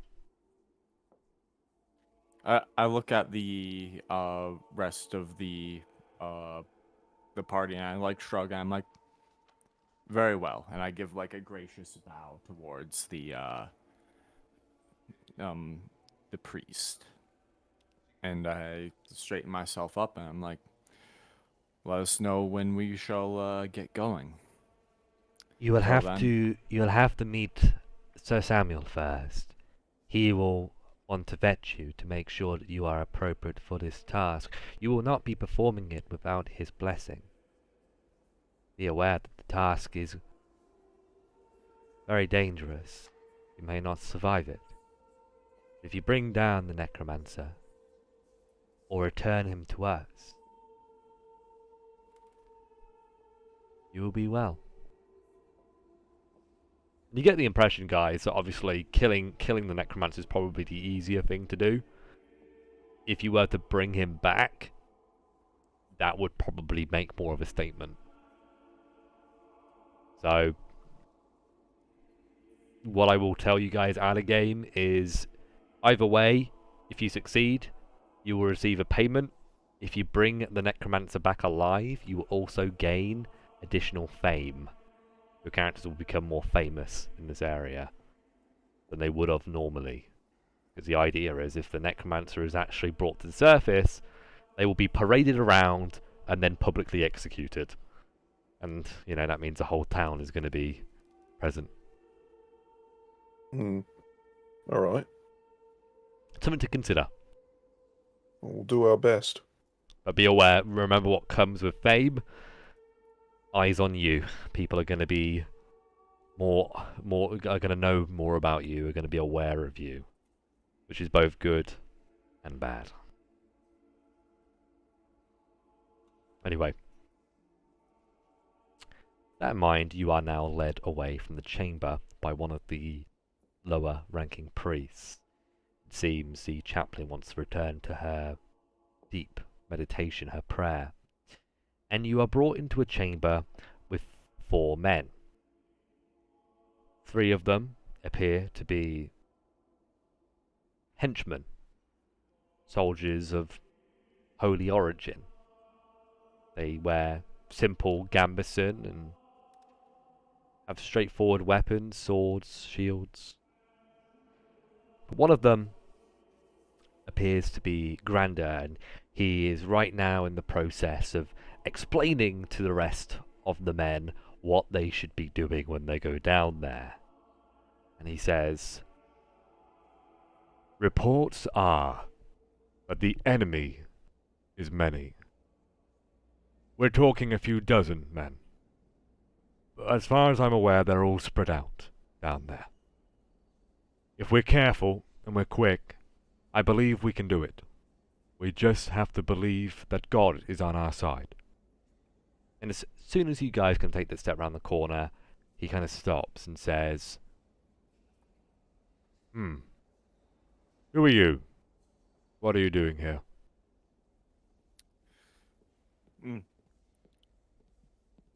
We are mercenaries We have come to help you on this mission. When Norman says that, Duncan steps forward, doing that warrior salute he does, a fist over the chest. We're mercenaries with names. I am Duncan, Duncan of Dusthaven, and I have come to slay your monster.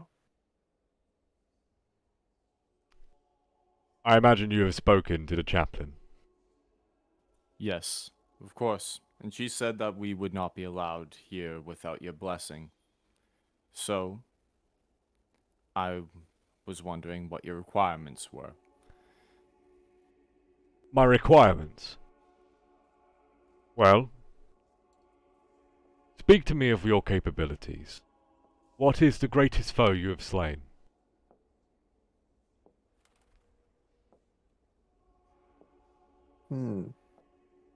It's an interesting Together question, or- isn't it? Together or I've- individually? Well, I've killed orcs with my bare hands before, many times over. as we are meant to work together, how about as a group? We slew that hobgoblin mage, didn't we? That was you, Isabel. Yes. Yeah, I look over at Isabel and I like push forward. She chopped the head off of a hobgoblin warlock. A I stabbed warlock. him through the throat.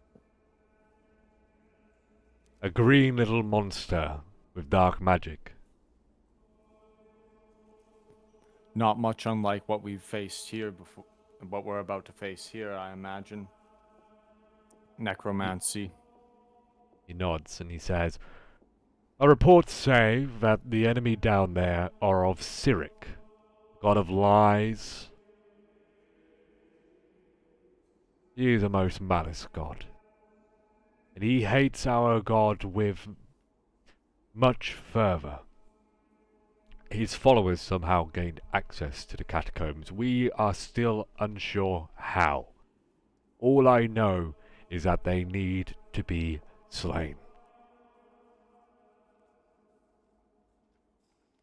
Just to give you guys a bit of information, he's got short dark hair, brown eyes, a bit of a gruff beard, and his armor is pretty splendid, quite frankly. He's well decorated with a tabard of the Holy Order that he actually belongs to.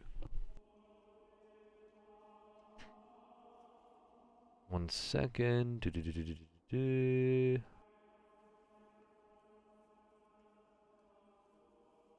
There's no reference, actually, on the Forgotten Realms wiki of what their kind of tabard sigil is, what their coat of arms is. So I'm going to say that it is a gauntlet, a fist that is clenched, is what's decorated on the front of his tabard, on his armor. He is a knight of the Eternal Order, which is one of the knightly orders that's in service to the god of the dead, Kelimvor.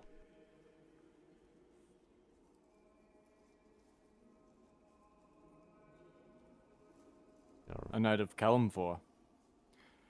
I've served your god in my youth. Very dear being to me.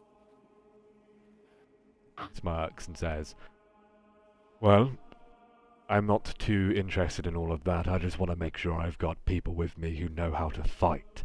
Do you think you can fight? If I tell you to charge an enemy, will you charge them? Norman Yes. smiles and says, well, that, sir, is what I've been doing ever since I left the church. You talk a lot, don't you? How many of you have military experience?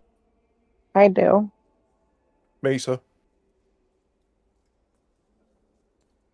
Yes, sir. No, sir. That is what I want to be hearing from you for a lot of this.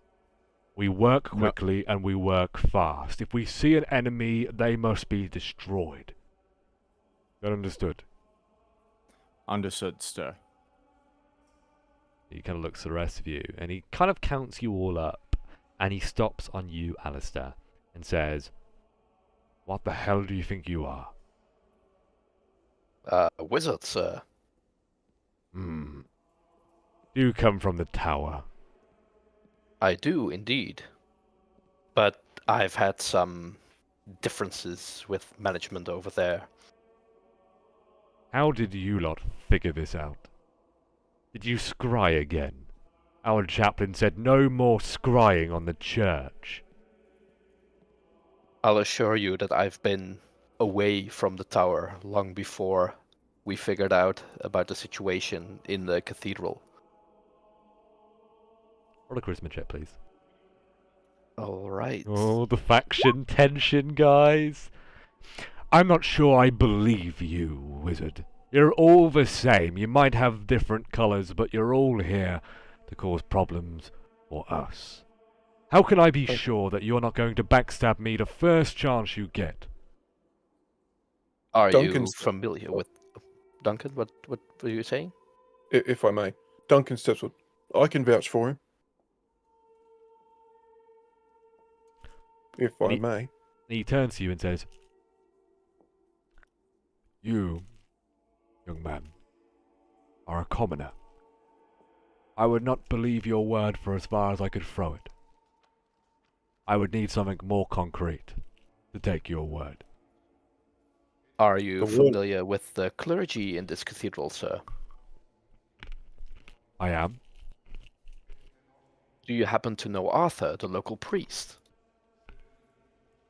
I know Arthur. What of Well, him?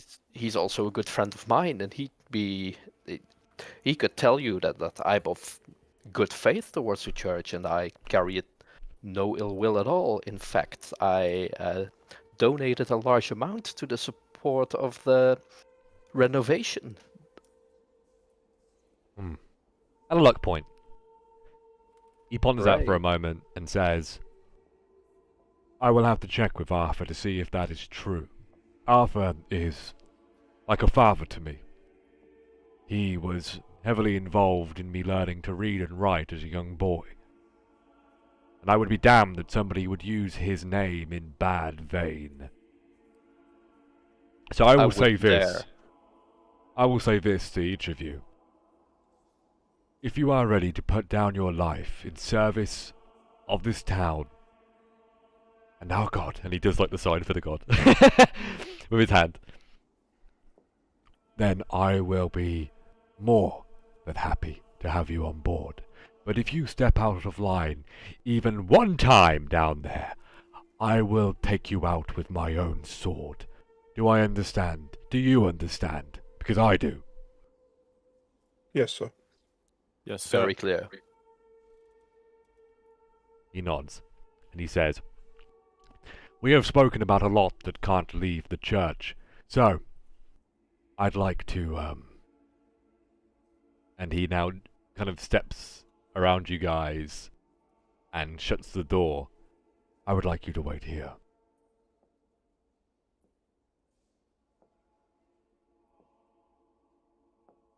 Norman sits down and I guess he will like do the sign for Kalimvor and just wait. Yeah, the room itself is like a dormitory. There's a couple of benches, there's some beds, and he looks at the other men that are here, his own men, and they kind of understand what's going on here. You might not fully understand what's going on here, but he opens the door, closes it behind him, and he locks the door. Duncan, looking pretty nervous about himself, goes and sits on a bench, probably lamenting that he didn't go and get his club back. I mean, I've still got one, just not my good one. Yeah, you're missing it for... I mean, hopefully you might find something that might be useful down there, though. If it's not a club, it's not going to give you the extra bonuses, will it? Mm. So, with that in mind, you now wait for most of the remaining day. It's a bit longer than you would have liked, to be honest. But eventually, Arthur comes to the room and unlocks the door and walks in and says, I just got finished speaking with Samuel, Alistair. I told him that you are no harm to the church. Thank you, my friend. I'll do whatever I can to prove those words to be true. He nods, and he says, you understand that we have a tentative relationship with the tower. Absolutely. Hmm. I understand this caution. Sir Samuel wants me to tell you all that you will be spending the night here in this room, so I suggest you make yourselves comfortable. Some food will be brought to you shortly from our kitchen. We hope that you will eat it. And in the morning you will prepare to delve. Is that understood? If we must. Can I get any of you anything? A glass of water and some food is all I need. He nods and understands that.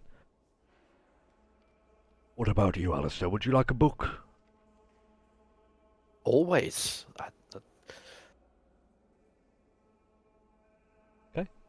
He nods, and over the course of the remainder of the evening, you guys have brought food and some water, some, simple linens to kind of dress a bed with, because there's a couple of beds here that you can sleep on, handful of beds.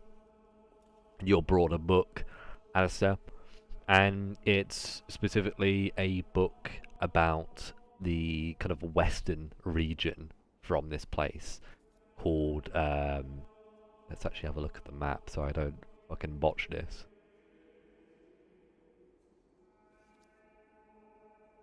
Oh wait, this is the wrong map. One sec. I have like a map that has like a hex over the hexes, in fact like a much bigger hex. I've showed it on a couple of my streams, but yeah, it's called West Ridge Canyon, and it is the hills to the west of Sunstone. So like, to the left and below the lake, you guys can see.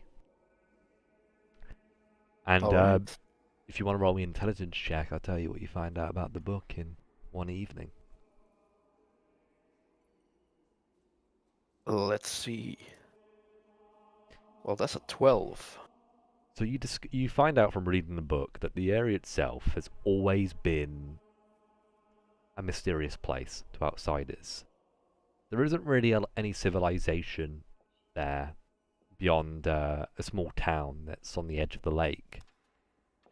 But for the longest time, it has been home to a number of different monsters.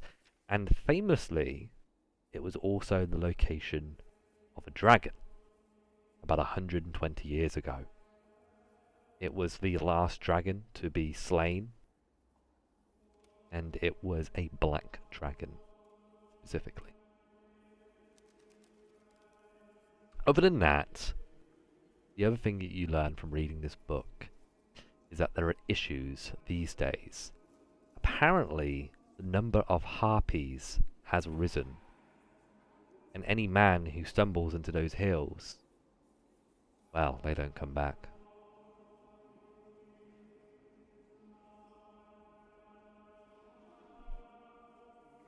Alright.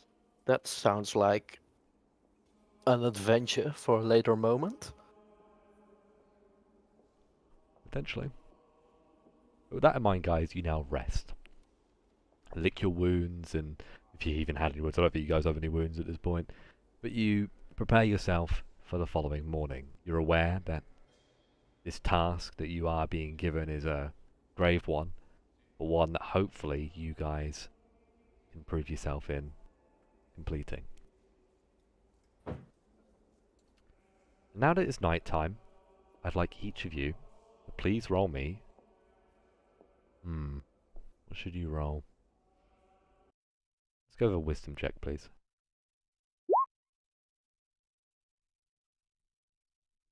When you're ready.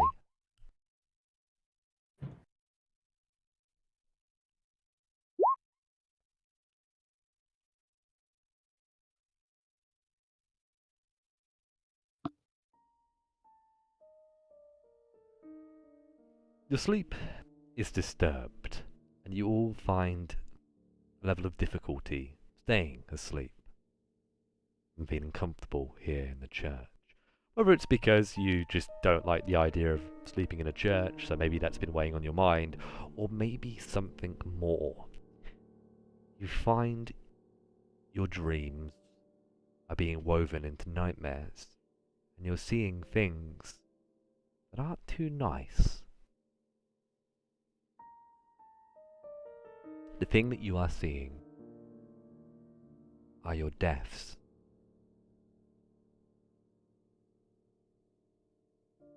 You are seeing what could be a reality down below this church.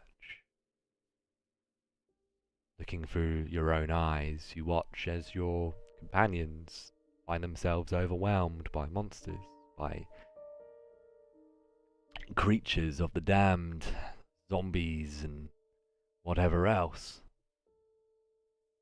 quickly ripped apart by the monsters. And as you guys all wake up, you all feel a bit groggy. Let's look who's failed.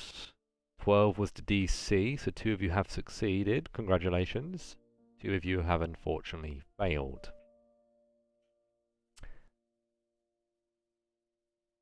Now let me share with you what this will mean. The Dungeon Master now has 2 luck points, and I will be using these during the next adventure to make that nightmare a reality. I can use these to either roll with advantage on a check, or, as ill fate, I can have you roll with disadvantage. Is that understood? Yeah, fair enough. Okay, yes. Sounds dynamic. Oh, We're going to call them curse points.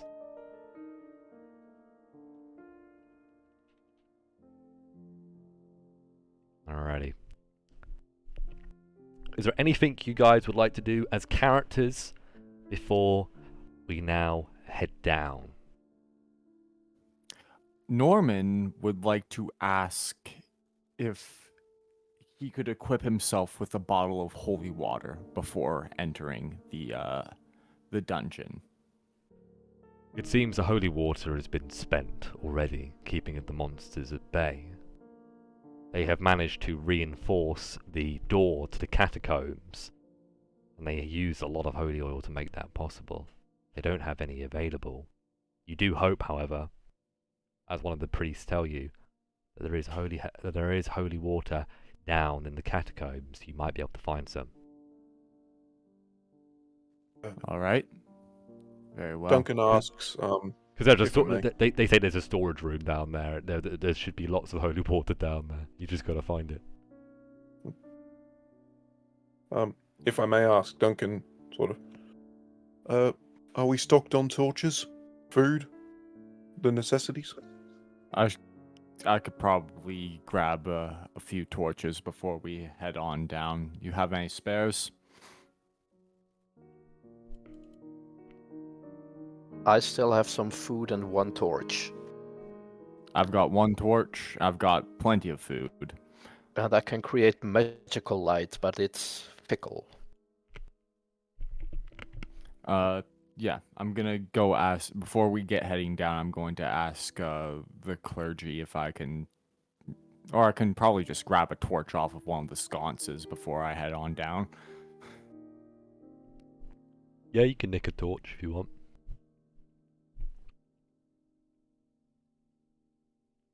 But with that in mind, you now prepare to head down. It seems Sir Samuel and one of his men is ready to join. The others are going to wait at the entrance to keep the exit open and safe. But with that in mind, you now stand ready in front of Sir Samuel as he says, "All right, we are going to head down, and we are going to be careful. Is that understood? I want you to try and be quiet. We need to try and get a bearing of what is going on down there. A number of my men have already perished. I want you to understand that. Men who are likely far more capable than each of you.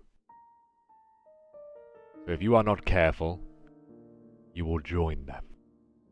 Is that understood? Yes, Yes, sir. sir. Very well. And he now turns to some of the guards, just the normal guards here, and he says, You, open the door. And without, usually they would be like, on whose orders? But no, they just kind of nod, knowing who this guy is. And they now do takes a little while, but they start opening the door. They got to get rid of there's like a horizontal bar over the door, so they've got to lift that off it. They've got to do the locks, and eventually they remove everything, and the door is now open. You now see a way down. Dark, and there's something not quite right about the air. It feels harsh and kind. But with that in mind, he now begins to walk down as one of his men follows.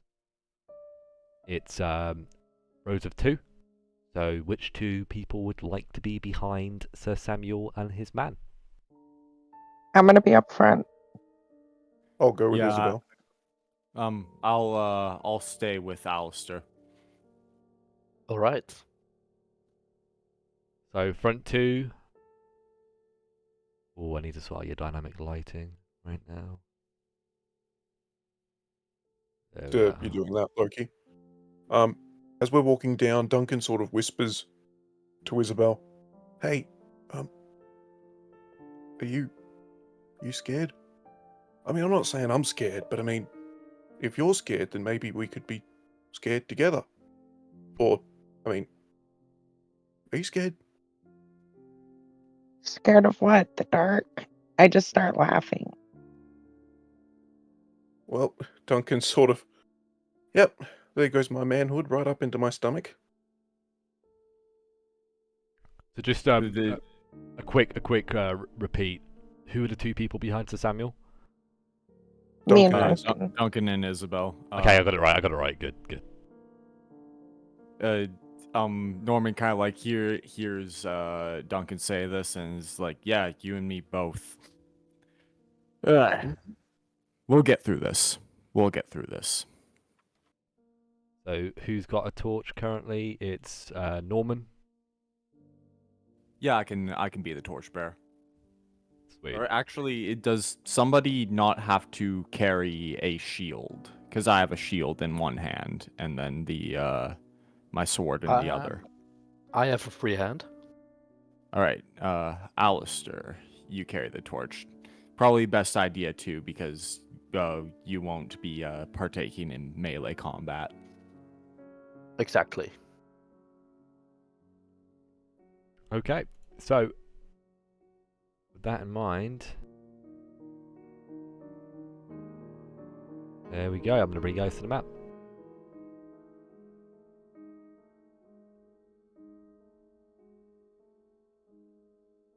So, you now find yourselves entering into a circular, domed room.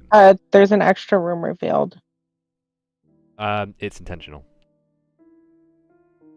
The doors are open to that room, so it's fine. But thanks for letting me know. Unless you're talking about a different room. So like all the way here. Oh shit, that shouldn't be And there happening.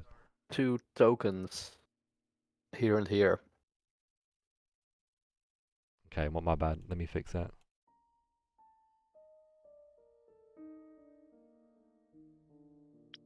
And Do you want to take a break now so nothing that else? we can forget about it?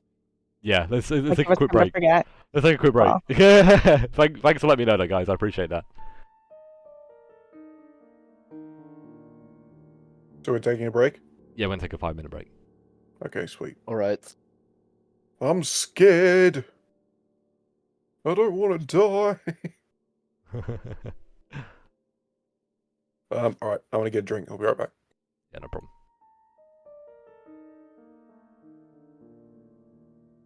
Yeah, me too, actually. BRB.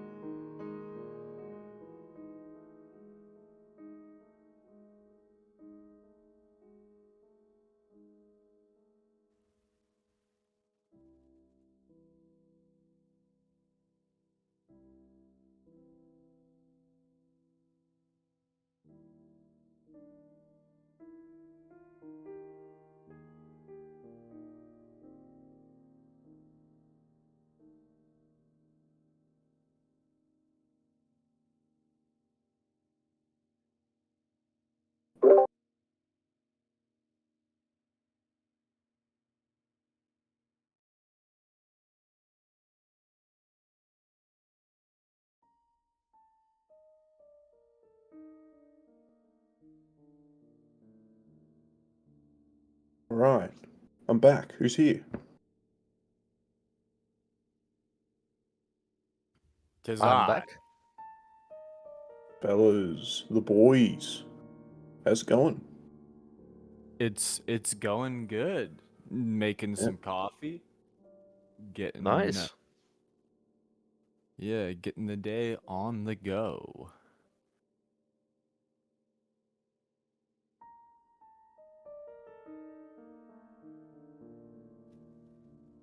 Caffeine and pain pills.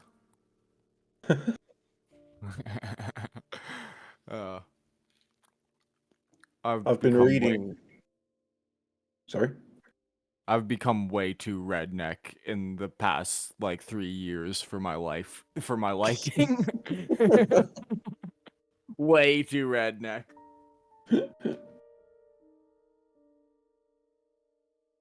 I've been reading, which sort of alludes to my comments earlier. I've been reading, or at least I read through the first Dark Tower book, The Gunslinger.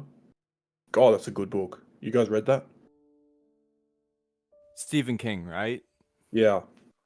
I've been I've meaning to. It looks really interesting. I really want to read a lot of Stephen King's works. I just haven't been reading a lot as a person. I recently picked up the Blood and Gunpowder series from my grandfather, though, and those have been very nice. Fair enough. If I would recommend you anything, when it comes to the Dark Tower, just read the first book. I mean, you can read the rest if you want, but I read the first book and then I read the rest of the series. And now when I read the rest of the series, when I go to read it, I only ever read the first book. It kind I'm of like back. Dune in that sense.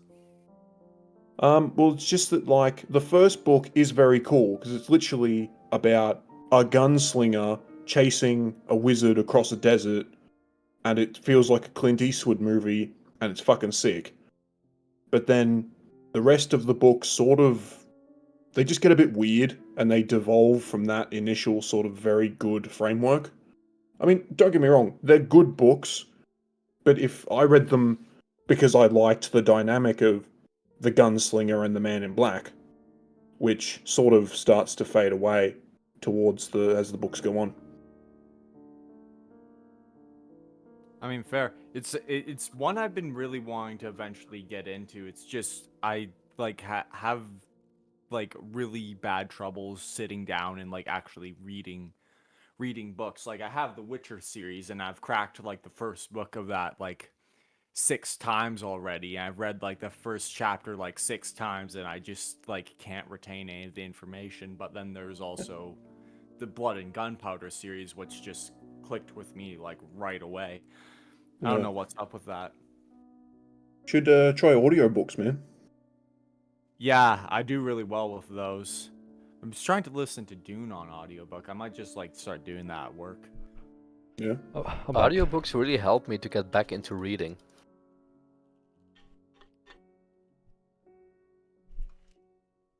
Are we all back? Yep. Seems so. Alrighty. So guys, you find yourselves in this circular room. You're gonna have to give me just 1 second to grab a document for this. here we are. So, the door itself is made of bronze, and as you come through it, you feel like you're entering into a regal and special place. But as you look to the floor of this room, you realise it's anything but special. There appears to be a dead body in here. Body of a priest. Still wearing his robe with a blood pool around him. He seems to have been here for a while. He's just laying there, motionlessly, dead. Sir Samuel glances at the body and feels a bit of sorrow, and begins to walk over. He looks, turns, and as he does that, he says, "Rest of you, keep an eye out." Duncan says, yes, sir, but you may not want to do that. As Why he sort not? of bottom lip. Oh, well, because, just picture this, sir. If there's a necromancer in here, maybe interacting with dead bodies isn't a good idea. You catch my drift, sir? I'm not going to defile the dead, if that is what you're saying. I just mean going near them. That's a good point, young man. How about you take my stead? Make sure the body is okay. Duncan feels the weight of whatever dark god is over his shoulders right now, curses it, and then steps forward. Yes, sir. Was it just over in this corner? Yeah, it's over on the left side. Just for reference, we'll draw a little outline. There you go. Duncan steps forward and, do I see anything twitching? The body isn't moving. The man seems to have been kind of gouged, and he's lost a lot of blood. He's been dead here for a while. His body's just been left here to rot. Duncan looks at Sir Samuel and says, if I may, and he leans down with his club to sort of prod at it, or at the priest.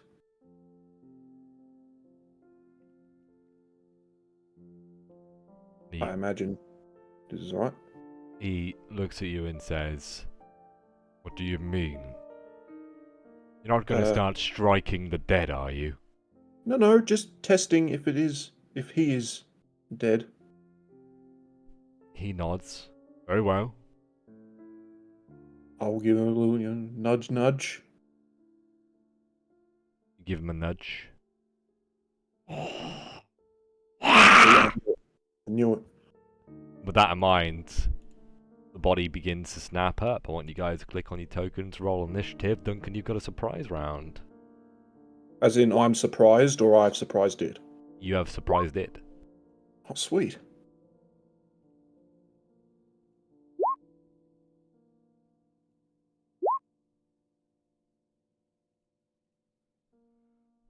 Well, when you're ready, my let me bad. know. I rolled twice there. I did not. Why, though? Why? I was getting an error box.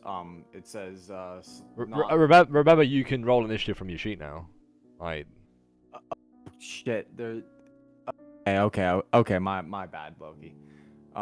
Yeah. 11 plus selected dex modifier equals 11. 11. Okay. Cool. Yeah. Just let me know when you're ready, and I'll give it a swing.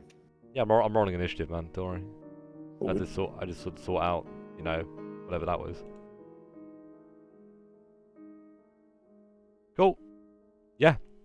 So he starts kind of coming back up to his feet. What do you do? Well, Duncan tries to put him back down. Let's go for a club. Well, that's just peachy. All right, what am I rolling? Give me a second. I need to set some appropriate music considering the circumstances. So, natural one. You swing down to strike the creature on the head, and it grabs hold of your wrist and bites into your forearm. Suddenly, blood begins to squirt out from your arm as all you can do is scream, Duncan. I'd like you to take... Oh, let's think about the damage. 2d4 damage, please. Okay, let's With a go. natural one. Will this be negative by 1, of course, because of my armor? I'd say so, yeah. All right. So I take 2 damage. 2 points of damage. But I will say that the creature now has you grappled as your turn comes to an end. Now to start the initiative round, as the party begin to react and turn in the direction of your screaming, Duncan, it is your turn.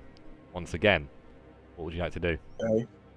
Well, I'm going to try and break free of this grapple that it has on me. Cool, yeah, so roll me a strength check. Mm-hmm. I will be rolling with grit. Okay. Let's go strength.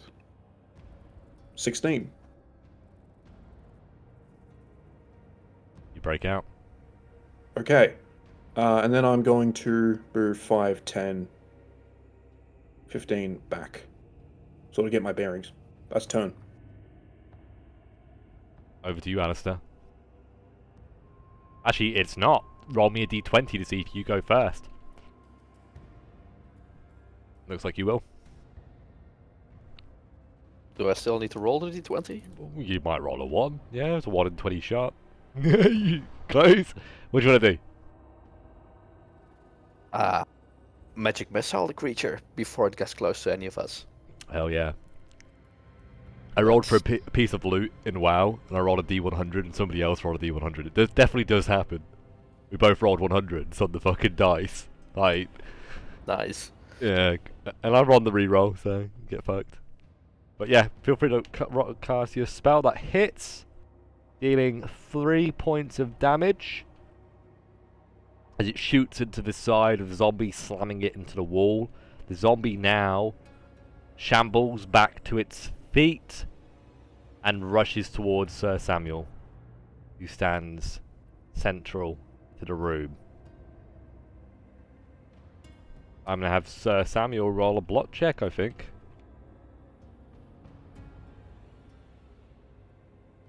He succeeds, manages to hold off the monster.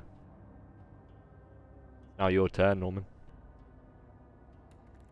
Okay, I would like to move on up and strike the zombie with my bastard sword. So Sir Samuel's kind of holding it off, and he says, "Strike it! Strike it now!" As you kind of come running up.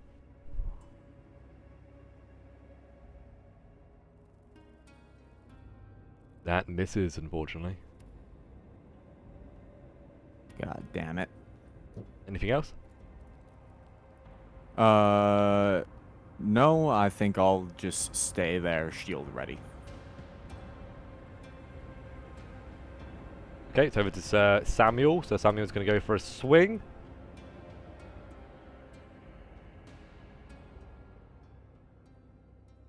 He hits.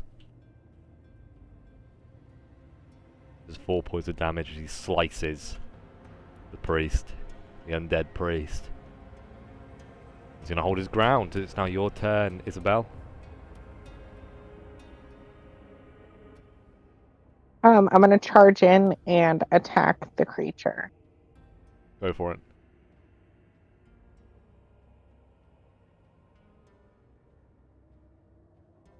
That hits. Roll damage. Kill it. 5 points. How do you finish off the zombie? So as it's reaching out for Sir Samuel, I'm gonna cut its arm off and then kick it to the ground and cut its head off.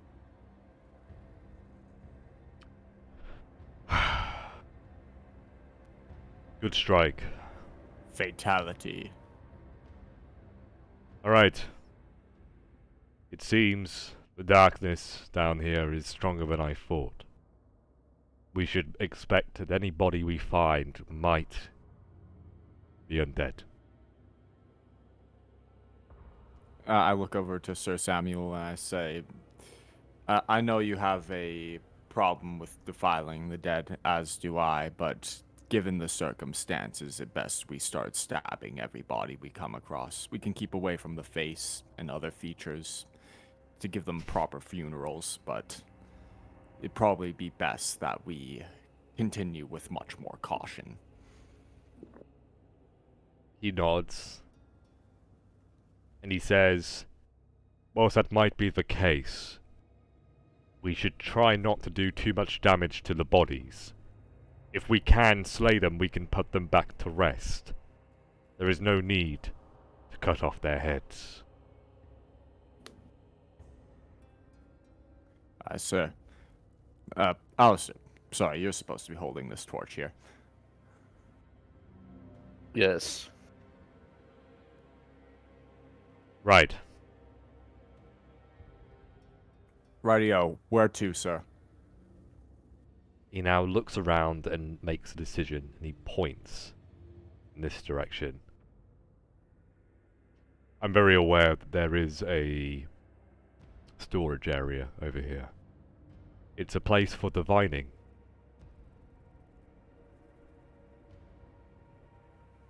Holy water? That's what I'm thinking.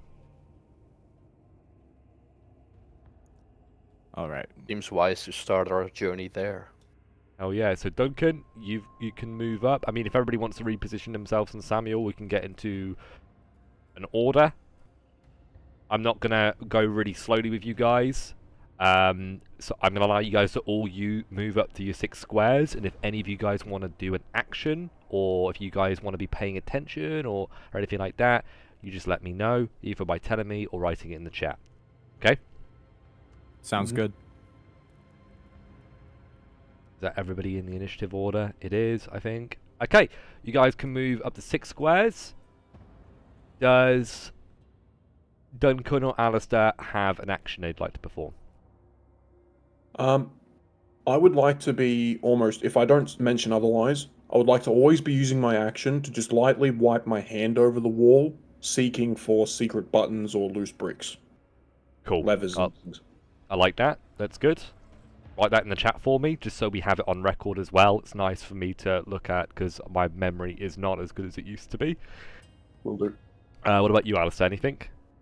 I'm just keeping my nose open. In the previous mine with the undead, that helped us sort of figure out their whereabouts.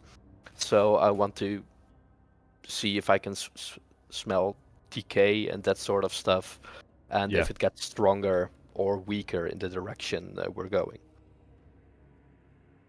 Cool. I dig it.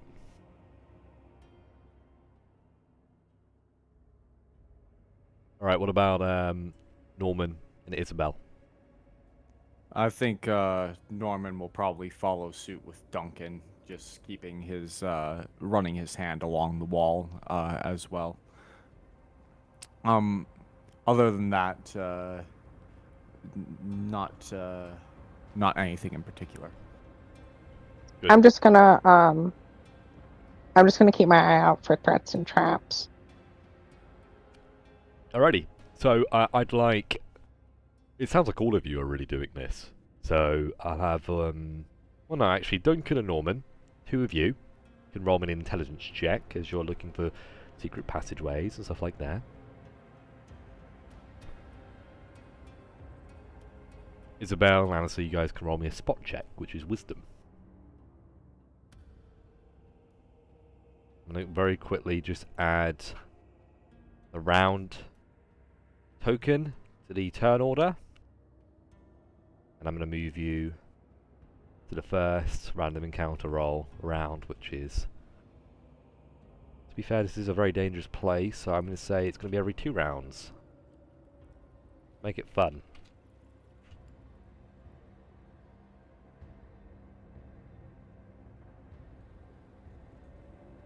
So, with that in mind, you now make your way down the corridor. Are you moving quietly? Are you whispering, or are you moving with haste, trotting, and... I think that being quiet and slow would probably be the best approach in this case. Okay. If that's the case, you guys can all roll a dex check. Let's see what you roll.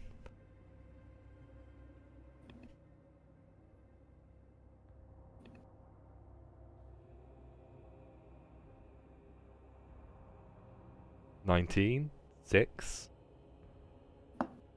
I get advantage 2. because stealth, right? Yeah, you do. No nat. Why does Alistair gain advantage? I still had advantage on from the magic missile. It's It's a 11. confusing new sheet, Yeah, it's fair. but so it's 11.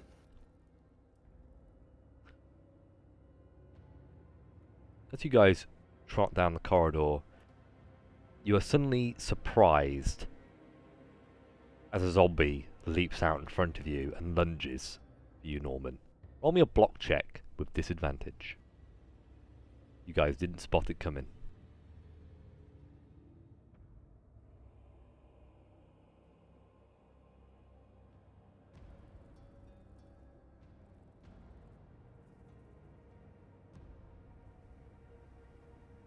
Lovely. With disadvantage. Oh, you did. You've done that, have you? No, here. 8. Shit. Yeah. Okay. Oh, so good. I'm going to use a luck point on that. Okay, you can roll one more block check to see if you can actually block it then, Norman. Damn it. Unfortunately, Oh, it does God still hit damn you, it. and you take a d4 points of damage. You can roll and mark it off. 3 points of damage as it leaps out in front of you.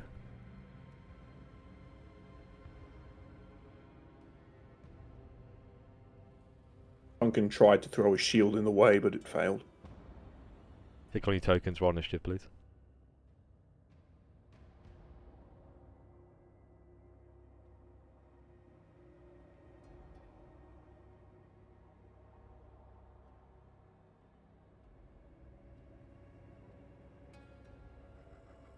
Alright, Alistair, you get to go first. Despite being at the back, there's a zombie blocking the party's path.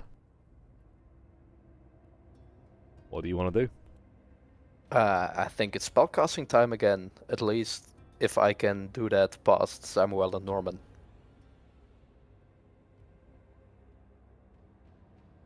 Okay. I'd say you've got disadvantage. So it'd be standard. Okay. Would I be able to reach Norman with a touch spell, or would it not be possible? Not be possible. Not unless you ran to here. Could do it diagonally. Okay, then I'm just going to shoot a magic missile at the Reacher Cool. That hits. for 2 damage. This firework shoots off and hits them. The zombie. Zombie kind of recoils for a moment before it will be Sir Samuel's turn. Sir Samuel, actually it's the monk as well. They both get to act. So Sir Samuel is going to step forward and take a swing. Try and cleat this monster in 2. He hits.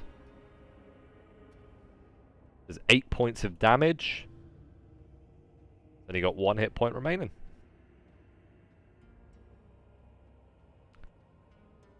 It's now the zombie's turn. The zombie, still obviously attacking you, Norman, continues to try to maul you as Sir Samuel is hacking it inside. I want you to roll me another block check, please.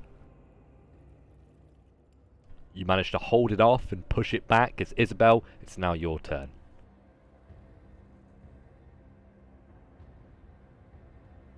I push my way to the front and I'm going to attack the creature.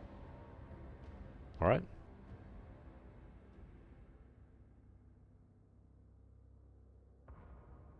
You rush through, swing with your sword, and it hits. And once again, Isabel, you get the killing blow. How do you finish it off? I stab it through the chest. It drops to the ground. That in mind, you feel a sense of relief. Seems you've managed to fell the monster. Duncan, it's now your turn. What would you like to do?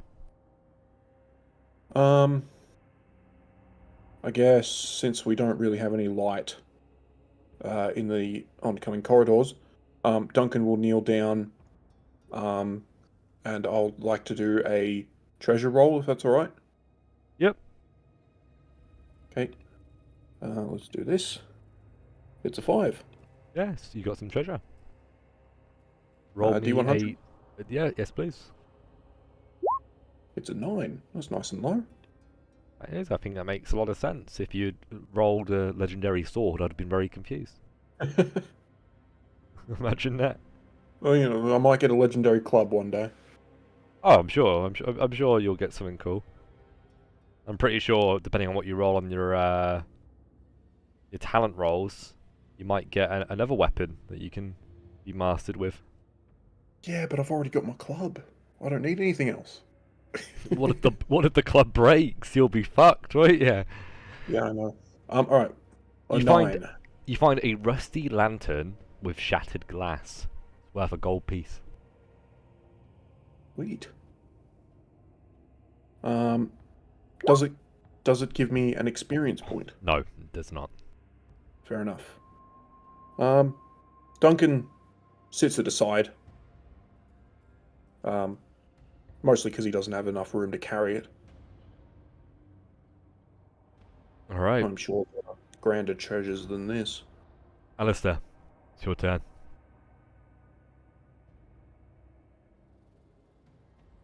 Can I move into the space of the dead creature? You may. And as you do, you look round the corner and you see a man with a thick beard. He's tall and wearing a helmet. You suddenly hear "Roar, roar." The interesting thing about his appearance, he does not look like a knight to you. Instead, he looks like a follower of Cyric. It seems he too has fallen to the curse of undeath. He's wearing heavy armor, wielding a sword in one hand. What do you want to do? I'm to magic missile again. Which appears to fail. Oh, crap. So that's where I'm Yeah. using my luck point. Go for it again. Poor. Which barely succeeds Yep, roll damage. for 3 damage. 3 points of damage. And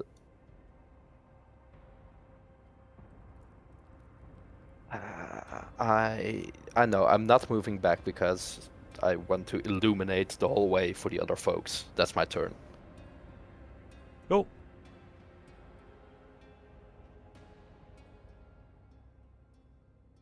A zombie comes out from the darkness and now lunges at you, Alistair. Roll me a block Alright. check, as you might now be dead. I might. How do you hold off the zombie?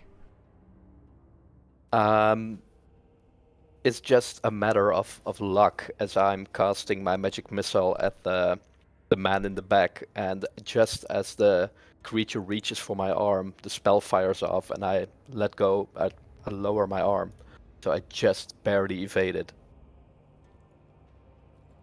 Love it. Okay, so the monk is going to be going first. He is going to come up behind Norman. And he is going to try and cast a spell. He fails. Oh, That mo- No. He puts his hand on your shoulder and tries to imbue you with holy light, patch up your wounds. But the darkness in here is too great, and he begins to choke on the fumes of death. It brings him to his knees, as now the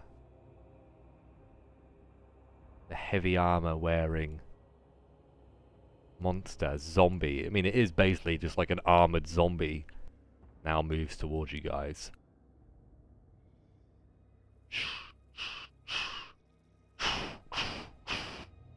He now reaches out to grab hold of you, Alistair. I want you to roll me a strength or dexterity check. Okay. Damn. He grabs hold of your throat ever so tightly and he begins to choke you. You can feel your eyes rolling into the back of your head. What do you do to break the choke? Because you did succeed. I remember my anatomy lessons and try to jab him in the organs, hoping that even in undeath, this would still cause him to stagger back. Cool. So he staggers back, and now he just charges forward into all of you. I want every player to roll me a... Let's go with a strength check. If you have grit in strength, you can roll with advantage. He's basically just trying to, like, slam into all of you and kind of dogpile, try and knock you guys over.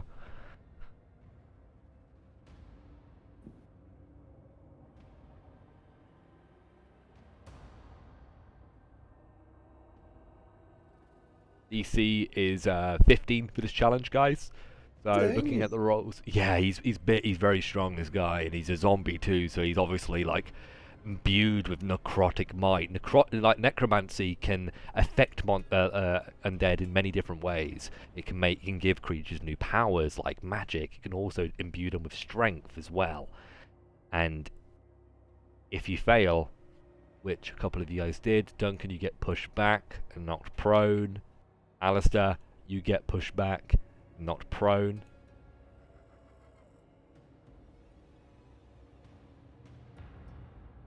And I think that's it, as he's going to step into this square. I And critically succeed, by the way. you critically succeeded. I like that. Okay. Then I will say, for sake of purpose, that you managed to grab hold of him. You've now got him grappled before your next turn starts. Think about what you can do. Be creative with the grapple. I'm in the mood to reward you for being creative. Now Sir Samuel's turn. He's obviously going to go for a swing with his blade. He does hit.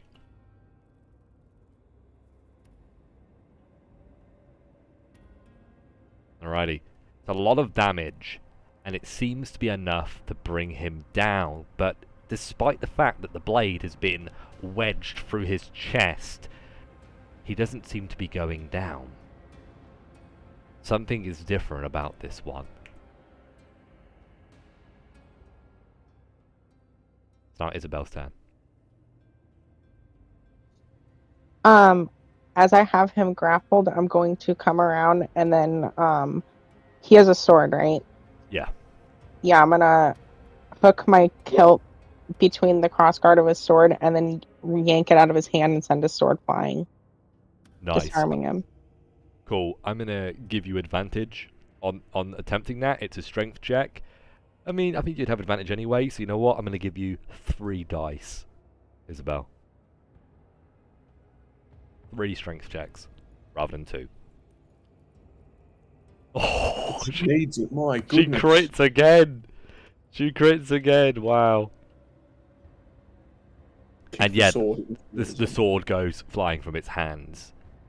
Duncan, it's over to you. Okay. Let us see. I will stand up and then move over here. and let's try and give the tough zombie a whump. Whoop. Now, because he is grappled, Yep. does that affect my attack? I don't think Isabel's still grappling it. I think she like disarmed him as a part, like, and like it ended the grapple on a success. Fair enough. So I don't think you've got advantage. All right, I will attack normally. Club. Oh, sorry, that was left on. 16. 16 hits. All right. Now I'm on normal rolls. At 6 damage. Whack. You whack him again, and he's not going down. Alistair, you're on the ground, trying to get back to your feet. He's not going down. He's been hit multiple times. He's had a blade thrusted through his chest. What do you want to do? I stand up. Oh, wrong thingy.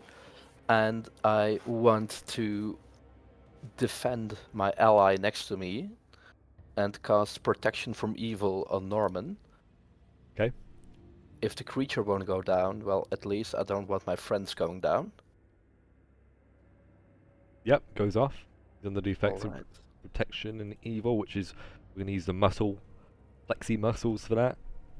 And I'm going to take a step back, Lovely. just Zombie- to be sure. Zombie behind is going to throw itself at Isabel. Roll me a block check, please. DC for this, I'm fairly certain, is 11. The reason why I say fairly certain is because when I updated us to the new sheet, it got rid of everything on the existing sheets. Especially, it definitely got rid of the stats for him. Another success. What? Isabel's a crit machine. Jesus. Isabel, you now have a luck point from rolling so many crits, and I'm going to give you an attack of opportunity.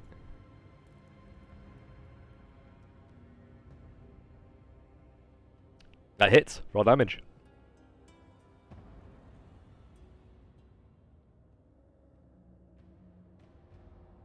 You manage to push it back and ram your blade through its gut. You do a lot of damage, and it's just screaming and squawking at you as it's trying to flail its hand and trying to rip your face. But you manage to keep it at arm's reach as it's the end of its turn. Suddenly, guys, the one in the heavy armor just drops to the ground. It is dead. The monk postures back. Sir Samuel is going to step around you guys and go for a big swing. See if he can finish off the other one.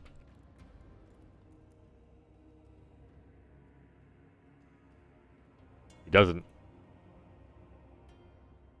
Not a good strike. He goes for a lunge and he manages to slice its side.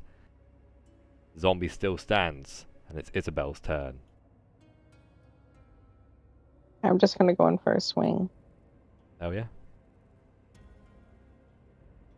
She is human, after all. It does hit though. Roll damage. And even on minimum damage, once again, Isabel, you managed to finish it off. And Sir Samuel says, I don't know what that was. It seemed to have well, its death was delayed. Have any of you seen that before? Once, sir. Can't say I have. Very, very strange. Right. Alright, well, We need to be cautious. let's he- continue forward. He looks back to he says, Healer, why were you not able to do your magic? The fumes down here, they're thick, sir. Very thick. I can't breathe. So Samuel kind of scowls and says, report back to the surface. You're not fit for duty. I am, I promise. No, just go. Go now. Would it be Man. wise sending one of the few men who are down here back up to the surface, sir? We're all prepared to die for this mission. You really think you was the only one who had magic? If I want to keep you alive, I will. Is that understood? Aye, sir. Let's proceed. Right, guys, move up to 6 squares, please. As you follow Sir Samuel to the right, to the east. I will in a moment. But I would like to examine, just real quick, did the armored zombie have a helmet? He does. What does it look like? Is it like a dark helmet? Is it got a visor, or is it kind of like mine, or is it just covers the head? Well, it looks like it just covers the eyes. So yeah, it just covers the top of the head. It exposes the lower part of the face. As you Duncan can see from the takes that. token. Fair enough. Duncan takes that and slings it over his pack. I could use this. Onwards.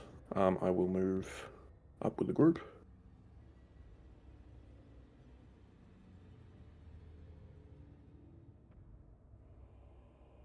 Okay.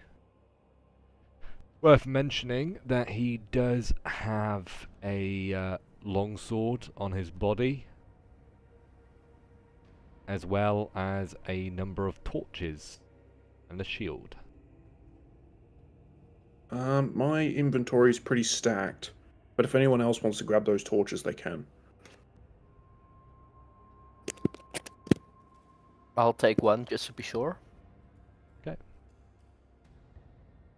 Yeah, I'll toss out one of my rations and grab another torch. I feel like that'd be more useful. So you now enter into a divination chamber, one that is used to contact the spirits, servants of God. It's also used to contact others from the same plane of existence. Think of it as a Skype room. Bit of church. Down here below, you can see in the center there is a kind of raised dais, like a platform, and it's covered in sigils and glyphs, reflecting the fact that it holds magical properties within it. To the right, you see those 2 rectangles. Those are shelves that are long and tall, and there are many things lining them. Boxes and sacks, little jars and crates. Seems the room hasn't been plundered all too much. But I will say there is blood. Quite a bit of gore on the ground around you. You get the impression that there has been fighting in here once before. The blood is dried. You see bits of finger and hands and an ear as you kind of walk around the room and get a scope of what you see.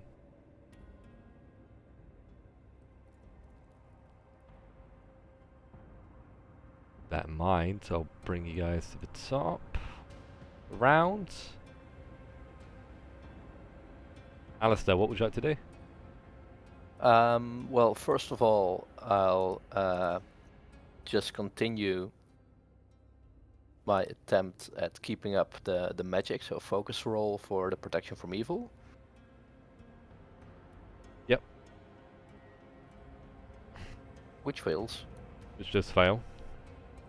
Which spell is it that you have advantage on casting? That is this one actually, So you would have advantage on that then, right? Because I would, but it still fails.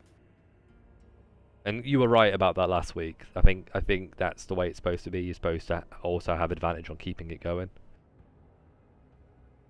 Exactly, but well, it fails, but that does mean I can cast it again later, right? Correct. It just fails for now, okay. And so I move a bit closer to, was this a big dais? It's a big rectangular dais. It's a raised platform covered in sigils. It's definitely quite fascinating. This is like the best technology, magical technology that the church has to offer, at least one of them, right? Okay, I definitely want to start investigating the closest sigil. Cool. Roll me an intelligence check, Alistair. All right. Intelligence. Where did my character sheet go? 11. So the interesting thing about this room is that the glyph that you're reading, it's about empowerment. It's about providing additional kind of power and strength. You get the impression that this dais is kind of like a battery, like a magical battery for power, a catalyst, right? And that if you perform magic on it, the magic will be empowered somehow. Quite interesting. Hmm. That's all you learn on 11. Zombie's dead. So Samuel takes a little walk around.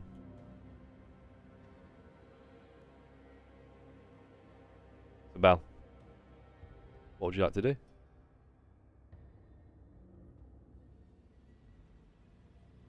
I'm gonna follow Sir Samuel and just keep an eye out for any threats. Cool. Duncan? You mentioned crates. I did. So there are shelves over here. Yep. I will 30 start rummaging through, I suppose. See what Hell I yeah. can't find. Treasure roll or just looking? You're just looking at the moment. Fair enough. Alright, Norman? I would also like to try to go and investigate these sigils. I'm not a magic user, so I'm not sure how useful that'll be, but it seems like the most interesting thing in this room. Okay, so you kind of step up alongside Alistair and start having a look as well. You can roll me an intelligence check.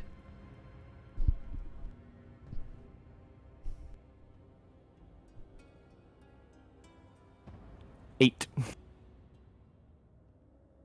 You put your hand on the dais itself, and it feels slightly warm, which surprises you.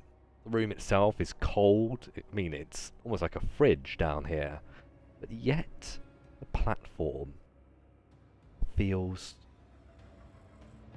just above room temperature. You know, like 18, 19 Celsius. Don't know what that is in Fahrenheit. Sorry, Americans. But yeah, it feels good. Feels warm, feels comfortable, feels cozy, and that doesn't really make a lot of sense to you, Norman. Samuel, what is this thing? He looks over it and says, "It's a ritual platform." What sort of rituals? I wouldn't know. I'm a knight, not a priest. But I imagine they cast spells here, or, well, perform blessings. Is there blood on the dais? Yeah. Yeah, maybe some. Not a lot, and it's all like around the edges, and it's on the floor, so you get the impression that like blood was obviously spilled by things and individuals that were around the dais, not on it. So yeah, it doesn't look like somebody was ritualistically sacrificed here or anything like that. No. As cool as that sounds, no. All right. Well, yeah, I think that's my turn. Cool.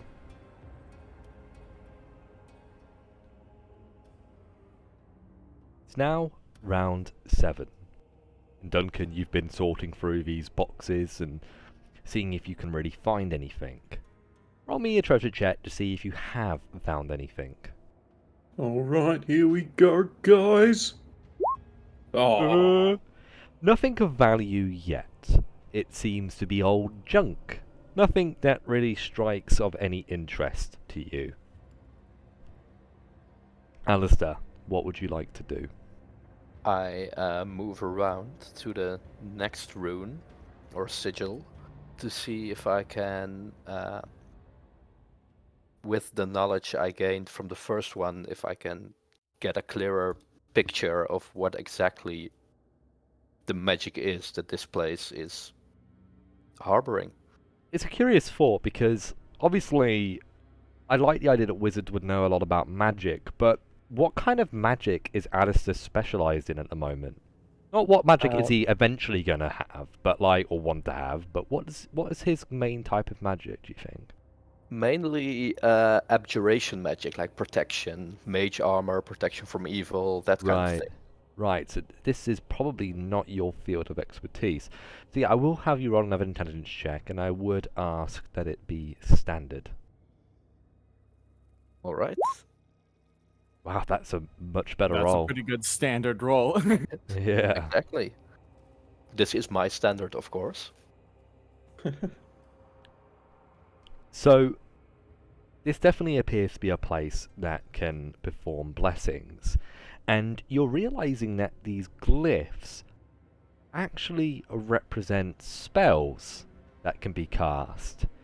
And it's all kind of coming to you now, Alistair. You get the impression that this is some sort of I'm using this loosely, right? It's a storage device for certain spells, and it allows people who cast these spells to be empowered by the dais to perform it better. So it's more likely to succeed, basically, if that makes sense. It is exactly what I said, a magical catalyst. I will That's say pretty cool. that the spell sending is glyphed onto here. Additionally, and uniquely enough, the spell Speak with Dead is glyphed here too. There are two others that you have not yet figured out. But this is a very interesting location, Alistair. And you've heard stories that the Wizard's Tower has something similar to this, but different. They have a big, like, scrying ball that they can look into. Kind of think like Saruman, right? Like a chamber that they can look into a crystal ball. Okay, and does one need to know the spell already before being able to use this empowerment? You don't know, and unfortunately there is no priest here to help you figure that out. You can decide that it doesn't work and proceed on, or you can try an experiment. It's up to you. Well, I explained to the others. It appears this days can be used to empower certain magics, but I'm not sure if we can actually use it right now. Should we stick around to find out, or do we want to explore further before we settle down for such an investigation? Duncan calls out, probably best to secure the surrounding area before we sit down for any long extended periods of time. That's where the wire comes in. Duncan looks over at you. Go on. So, Norman kind of like takes the wire out of his backpack along with some pintons, and he's like, he kind of points over to the doorways in the room, and he's like, if we set up we can set up little trip wires by hammering these pintons into the walls and stringing a thin piece of this steel wire across it. If we're aware of it, we can just simply hop on over it, but something that's chasing us is unlikely to see it, and we'll probably just end up tripping over, causing whatever chases us to pile up over each other. Anyway, that was my idea with it as far as things go. Well, Duncan, gestures to you and says, well, if you wish, I won't stop you. But I will. We're not down here to diddle-daddle.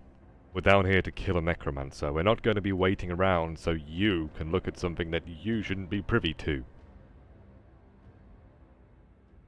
we're gonna look in this area, see if the necromancer is here, and if he's not, we're gonna continue on. Do I make Very myself well. clear? Very well, sir. Something like that.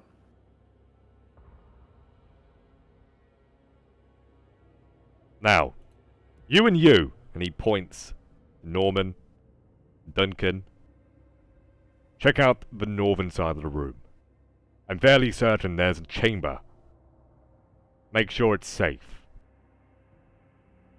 Aye, If sir. I must, I'll start moving up. May I move my token up, Loki? You may.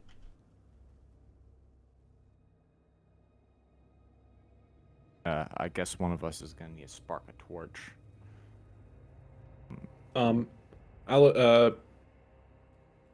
Duncan would grab the one from. Oh wait, no, never mind. Yeah, we'll have to spark one. Yeah, I guess mean- Norman will stow the shield on his back and then spark a torch. I will regrettably light a torch. Spark a dark. Alright, yeah, you've got a torch. You can see that there's actually a passage to the north. Where does it lead? Let's find out. You see a dark room ahead. You look to the ground. You see more blood that's been spilled right here. Quite a lot of blood. You get the impression someone died here. But their body is no longer here. Where they are, you don't know. Maybe you've already defeated them. The corridor before. But you now begin to move forward. Is there anything either of you would like to do? Yes. Before we enter the room, Duncan very hushedly says, wait, I've got an idea. Yep. And he will take a single copper piece and just flick it from the thumb into the room and let it, ting, ting, ting, ting, ting on the floor and see if anything reacts to the sound.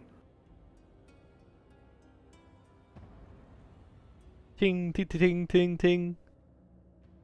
Nothing happens. Fair enough. Well, only light will show us what's in there now. Yeah, Norman's gonna move on up. You move on up and realise that this is a crypt. Quite large, so whoever's buried here is very important. You look to the walls and you see depictions of a beautiful woman with her hands together in prayer and almost this electric aura around her. It's almost showing that she's of splendid magic, right? She's got all this magic and power and important woman, right? But as you look around the room, it seems bare.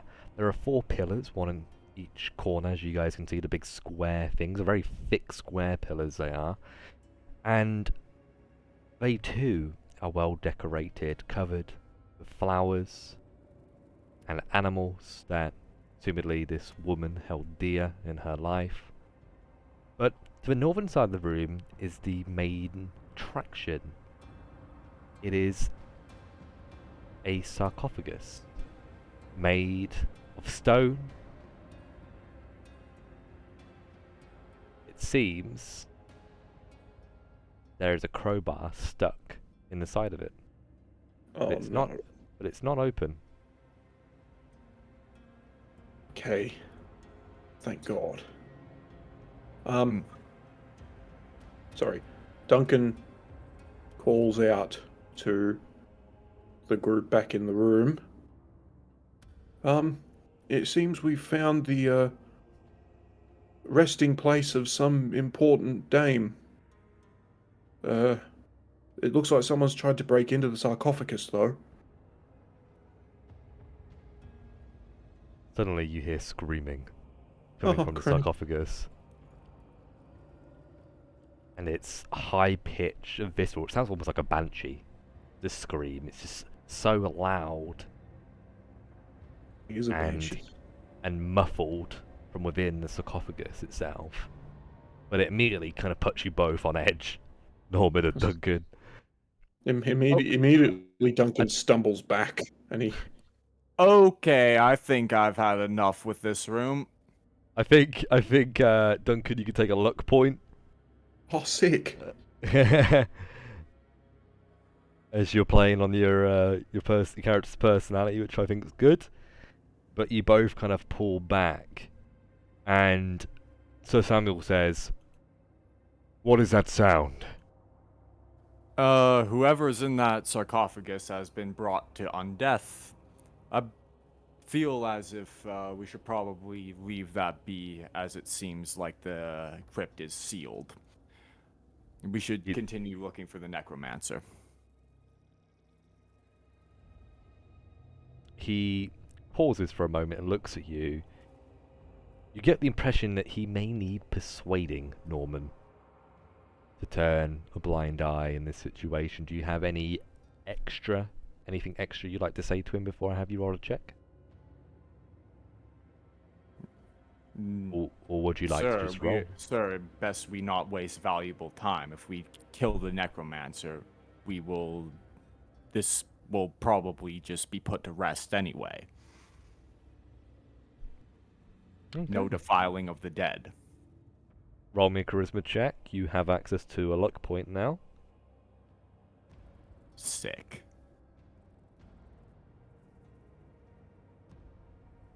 Would you like to use it, or are you happy with an 18? I'm very happy with an 18. So Samuel nods. You are right, of course. That sounds like something I would say. He now turns around and trots back. As the two of you walk away, hearing the guttural screaming of this woman who's been brought back from the dead, you can't help but wonder why there was a fucking crowbar stuck in the side of the sarcophagus, and why the lid hadn't been slid off. I mean, in all reality, it was probably the necromancer trying to bust her out. Maybe. So, with that in mind, guys, I think this is a perfect moment to call it for today. As it's Radio. approaching midnight for Alistair. But thank you very much. Exactly. But thank you very much, guys, for playing today. I hope you enjoyed the session. It's good to be back doing a dungeon crawl. Oh, absolutely. As always, I really enjoyed myself. I will say, guys, obviously I don't know how everybody's schedules are next week, but next week is going to be a very big week for the group. You're going to be, well, there's going to be a lot of fun to be had. I will be free next week. Oh. I will be there. Oh. Likely be there. Yes. Very. Full group. No, Barring right. an emergency, I Okay, should be there. Best we get going before Loki gets frisky here, guys. Yeah. Guys, I enjoy playing with you guys. It's a lot of fun. Next week's going to be very good. There's opportunity to gain some cool items, maybe some new spells. And I'll let you guys know this. After this downtime, after this quest, you guys have your next downtime. I'm going to leave a couple of options for the marshals in the group to do training. And if you train, I'll give you a new skill. Oh, nice. Sweet. All right. Thank you, Loki, and I'll see all of you guys later. Have a good day. See you guys good day. next Have a week. good one. Thanks, guys. Yeah. Right. Bye-bye.